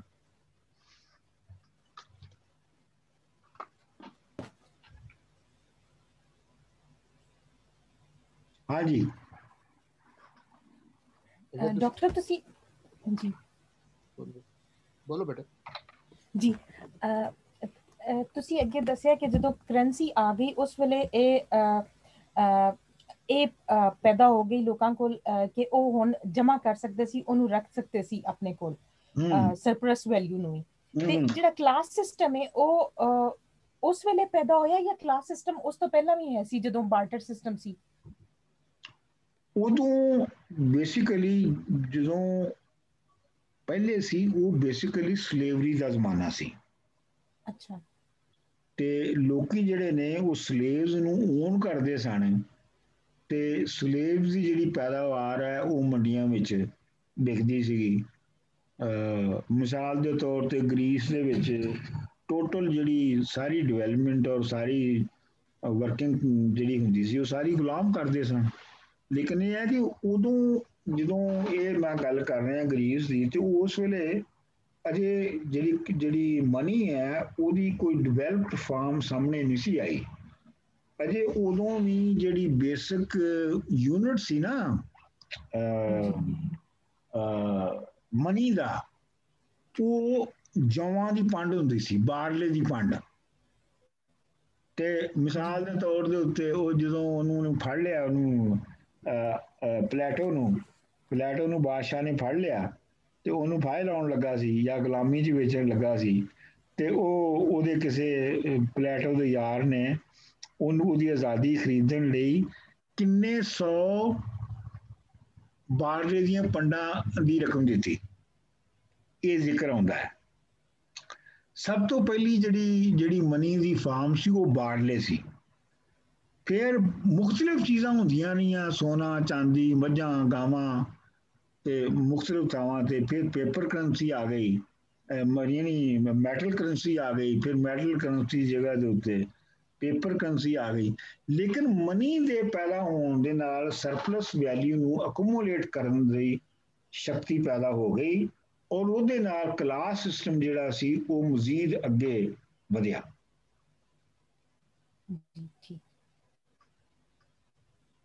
ਸਰ ਜੀ ਤੁਸੀਂ ਜਿਹੜੀ ਗੱਲ ਕਰ ਰਹੇ ਹੋ ਨਾ 1870 ਦੀ ਇਹ ਫ੍ਰੈਂਚ ਥਰਡ ਰਿਪਬਲਿਕ ਦੀ ਗੱਲ ਕਰ ਰਹੇ ਹੋ ਕੋਈ ਖਾਸ ਰੈਵੋਲੂਸ਼ਨ ਤੇ ਨਹੀਂ ਸੀ ਠੀਕ ਨਹੀਂ ਉਹਨੂੰ ਕਿਹਾ ਤੇ ਜਾਂਦਾ ਹੈ ਨਾ ਹਾਂਜੀ ਸੋ ਕਾਰਡ ਨਹੀਂ ਸੀ ਪਰ ਕਿਹਾ ਤੇ ਜਾਂਦਾ ਹੈ ਨਾ ਠੀਕ ਹੈ ਜੀ ਵੈਸੇ ਤੁਹਾਨੂੰ ਐਂਗਲਸ ਦੇ ਉੱਤੇ ਵੀ ਇੱਕ ਥੋੜਾ ਬਹੁਤ ਪੜਾਉਣਾ ਚਾਹੀਦਾ ਸੀ ਜ਼ਰਾ ਦੱਸਣਾ ਚਾਹੀਦਾ ਸੀ ਇਹਨੂੰ ਤੁਸੀਂ ਸਕਿਪ ਕਰ ਗਏ ਹੋ ਬਾਬੇ ਐਂਗਲ ਨੂੰ ਨਹੀਂ ਐਂਗਲਸ ਦੀ ਜਿਹੜੀ ਹੈ ਨਾ ਉਹ ਐਂਗਲਸ ਦੀ ਆਪਣੀਆਂ ਵੱਖਰੀਆਂ ਉਹਦੀ ਆਪਣੀ ਕੰਟਰੀਬਿਊਸ਼ਨ ਹੈ ਲੇਕਿਨ ਇਹ ਹੈ ਕਿ ਜਿਹੜਾ ਐਂਗਲਸ ਵੀ ਹੈ ਉਹ ਬੇਸਿਕਲੀ ਜਿਹੜੀ ਮੈਥੋਡੋਲੋਜੀ ਹੈ ਫਿਲਾਸਫੀ ਹੈ ਉਹ ਤੇ ਮਾਰਕਸ ਦੀ ਫਿਲਾਸਫੀ ਦੇ ਅੰਦਰ ਹੀ ਰਹਿ ਕੇ ਲਿਖ ਰਿਹਾ ਨਾ ਦੋਨੋਂ ਦਾ ਇਕੱਠੇ ਸੀ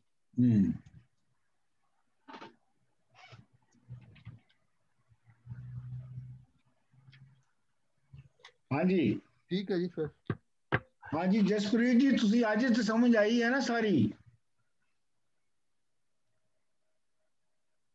ਜਸਪ੍ਰੀਤ ਹਾਂਜੀ ਡਾਕਟਰ ਸਾਹਿਬ ਆ ਰਹੀ ਹੈ ਇਹ ਔਖਾ ਮਜ਼ਮੂਨ ਹੈ ਪਰ ਮੈਨੂੰ ਸਾਰਿਆਂ ਦੀ ਹੈਲਪ ਦੀ ਔਰ ਖਾਸ ਕਰਕੇ ਸ਼ਰਾਜ਼ੀ ਸਾਹਿਬ ਦੀ ਆਈ ਐਮ ਵੈਰੀ ਗ੍ਰੇਟਫੁਲ ਉਹਨਾਂ ਨੇ ਇੱਕ ਸਟੱਡੀ ਗਰੁੱਪ ਵੀ ਬਣਾਇਆ ਸਾਡਾ ਵੈਰੀ ਗੁੱਡ ਨਹੀਂ ਇਹ ਤੁਹਾਨੂੰ ਹੌਲੀ ਹੌਲੀ ਸਾਰੀ ਸਮਝ ਆ ਜਾਏਗੀ ਚਲੋ ਜੀ ਫਿਰ ਚੰਗਾ ਓਕੇ ਤੇ ਨੈਕਸਟ ਵਾਰੀ ਮਿਲਨੇ ਆ ਠੀਕ ਹੈ ਜੀ ਨੈਕਸਟ ਕਲਾਸ ਲਾਸਟ ਹੋਏਗੀ ਤੇ ਲੇਕਿਨ ਅਸੀਂ ਫਿਰ ਨੈਕਸਟ ਥਰਸਡੇ ਨੂੰ ਮਿਲਨੇ ਆ ਸਰ ਜੀ ਇੱਕ ਸਵਾਲ ਦਾ ਜਵਾਬ ਦੇ ਦਿਓ ਰਿਕਾਰਡਿੰਗ ਜ਼ਰਾ ਸ਼ੇਅਰ ਕਰ ਦੇਣਾ ਪਿਛਲੇ ਪ੍ਰੋਗਰਾਮ ਦੀ ਅੱਛਾ ਤੇ ਇੱਕ ਸਵਾਲ ਦਾ ਜਵਾਬ ਵੀ ਦੇ ਦਿਓ ਹਾਂਜੀ ਉਹ ਹੈ ਕਿ ਤੁਹਾਡੀ ਰਾਏ ਕਿਉਂਕਿ ਤੁਸੀਂ ਕਾਫੀ ਪੜ੍ਹੇ ਇਹਨੂੰ ਕਿ why was Lenin so influenced ਕਿਉਂਕਿ ਉਹ ਆਪਣੇ ਰਾਈਟ ਵਿੱਚ ਨਾ ਪੜ੍ਹਾ ਲਿਖਿਆ philosopher C by Karl Marx why he was influenced by Marx ਹਾਂ ਮਤਲਬ ਉਹਦੇ ਕੋਲ ਕਾਫੀ ਚੋਇਸਿਸ ਸਨ ਤੇ ਉਹਦੀ ਕੰਡੀਸ਼ਨਸ ਸਨ ਤੇ why was he such an ardent follower of Karl Marx ਉਹਦੀ ਵਜ੍ਹਾ ਇਹ ਹੈ ਕਿ ਮਾਰਕਸ ਜਿਹੜੀਆਂ ਹਿਸਟਰੀ ਦੀਆਂ ਕੈਟੇਗਰੀਜ਼ ਔਰ ਜਿਹੜੀ ਹਿਸਟਰੀ ਨੂੰ ਪੜ੍ਹਨ ਦੀ ਮੈਥੋਡੋਲੋਜੀ ਡਿਸਕਵਰ ਕਰ ਚੁੱਕਿਆ ਸੀ ਉਹਨੂੰ ਲੈਨਨ ਇੰਪਰੋਵਾਈਜ਼ ਨਹੀਂ ਸੀ ਕਰ ਸਕਦਾ ਉਹਨੂੰ ਉਹਦੇ ਕਿਉਂਕਿ ਇਸ ਗੱਲ ਨੂੰ ਬਹੁਤ ਬਾਅਦ ਦੇ ਵਿੱਚ ਜਿਹੜਾ ਐਗਜ਼ਿਸਟੈਂਸ਼ੀਅਲਿਸਟ ਫਿਲਾਸਫਰ ਹੈ ਜਾਂ ਪਾਲ ਸਾਰਤਰ ਫਰਾਂਸ ਦਾ ਉਹਨੇ ਵੀ ਇੱਕ ਕਿਤਾਬ ਲਿਖੀ ਹੈ ਕ੍ਰਿਟੀਕ ਆਫ ਮਾਰਕਸਿਜ਼ਮ ਉਹ ਕਾਫੀ ਜ਼ਖੀਮ ਕਿਤਾਬ ਹੈ ਕੋਈ 400-500 ਸਫ਼ਿਆਂ ਦੀ ਕਿਤਾਬ ਹੈ ਮੈਂ ਦੇਖੀ ਹੈ ਉਹ ਤੇ ਉਹਦੇ ਵਿੱਚ ਵੀ ਉਹਨੇ ਕਾਫੀ ਕੀਤੀ ਹੈ ਤਨਕੀਦ ਮਾਰਕਸਿਸਟਾਂ ਤੇ, ਲੇਕਿਨ ਉਹਦੇ ਵਿੱਚ ਵੀ ਉਹਨੇ ਤਸਲੀਮ ਇਹ ਕੀਤਾ ਹੈ ਕਿ ਮਾਰਕਸ ਹਿਸਟਰੀ ਦੀਆਂ ਜਿਹੜੀਆਂ ਕੈਟੇਗਰੀਜ਼ ਡਿਸਕਵਰ ਕਰ ਚੁੱਕਿਆ ਹੈ, ਉਹਨਾਂ ਤੋਂ ਬਾਹਰ ਨਹੀਂ ਨਿਕਲਿਆ ਜਾ ਸਕਦਾ। ਸੋ ਇਹ ਵਜ੍ਹਾ ਹੈ। ਇਸ ਵਜ੍ਹਾ ਤੋਂ ਲੈਨਨ ਦਾ ਵੀ ਇਹੋ ਹੀ ਇਸ਼ੂ ਸੀ, ਲੇਕਿਨ ਲੈਨਨ ਜਿਹੜਾ ਹੈ ਉਹਨੇ ਬਲਕਿ ਮਾਰਕਸ ਨੂੰ ਸਮਝਣ ਲਈ ਔਰ ਪੜ੍ਹਨ ਲਈ ਉਹਨੇ ਦੁਬਾਰਾ ਹੇਗਲ ਨੂੰ ਵੀ ਪੜ੍ਹਿਆ। ਤੇ ਮੈਂ ਜਿਵੇਂ ਪਹਿਲੇ ਵੀ ਤੁਹਾਨੂੰ ਦੱਸਿਆ ਸੀਗਾ ਕਿ ਜਿਹੜਾ ਵਾਲੀਅਮ 34 ਹੈ ਉਹਦਾ ਕਲੈਕਟਡ ਵਰਕਸ ਦਾ, ਉਹ ਹੇਗਲ ਦੇ ਨੋਟਸ ਹੈਗੇ ਨੇ ਜਿਹੜੇ ਉਹਨੇ ਹੇਗਲ ਤੋਂ ਲਏ ਸਨ। ਮੈਂ ਵੀ ਉਹਨਾਂ ਨੋਟਸਾਂ ਤੋਂ ਉਹ ਜਿਹੜੇ ਨੋਟਸ ਨੇ ਉਹਨਾਂ ਤੋਂ ਮੈਂ ਵੀ ਬੜਾ ਮੁਸਤਫੀਜ਼ ਹੋਇਆ, ਲੇਕਿਨ ਇਹ ਹੈ ਕਿ ਉਹ ਦੇਖਣੇ ਚਾਹੀਦੇ ਨੇ। ਠੀਕ ਹੈ ਜੀ, ਫਿਰ ਓਕੇ ਜੀ। ਡਾਕਟਰ ਸਾਹਿਬ ਅਸੀਂ ਐਗਜ਼ਿਸਟੈਂਸ਼ੀਅਲਿਸਟ ਫਿਲਾਸਫਰਸ ਵੀ ਪੜ੍ਹਾਂਦੇ ਕਿ ਨਹੀਂ ਪੜ੍ਹਨੇ ਹੋ? ਐਗਜ਼ਿਸਟੈਂਸ਼ੀਅਲ ਫਿਲਾਸਫਰ ਮੈਂ ਕਿਤਾਬ ਵਿੱਚ ਉਹਦੇ ਚੈਪਟਰ ਇੱਕ ਲਿਖਿਆ ਹੈ ਸਾਰਤਰ ਤੇ, ਨਹੀਂ ਉਹ ਪੂਰੀ ਐਗਜ਼ਿਸਟੈਂਸ਼ੀਅਲ ਫਿਲਾਸਫੀ ਤੇ ਲਿਖਿਆ ਹੈ ਕਿਤਾਬ ਚੈਪਟਰ, ਲੇਕਿਨ ਫਿਰ ਤੁਹਾਨੂੰ ਇੱਕ ਕਲਾਸ ਹੋਰ ਪੜਾਉਣੀ ਪਏਗੀ। ਜੀ ਅਸੀਂ ਪੜ੍ਹਾ ਹੀ ਲਓ, ਪੜ੍ਹਾਂਦੇ ਲੱਗਦਾ ਪੜ੍ਹਾ ਲਓ ਜੀ, ਪੜ੍ਹਾ ਲਓ ਇੱਕ ਕਲਾਸ ਹੋਰ। ਜੀ। ਚਲੋ ਕਰ ਲਾਂਗੇ। Okay okay okay Thank you. Thank you ਜੀ। Thank you doctor, thank you.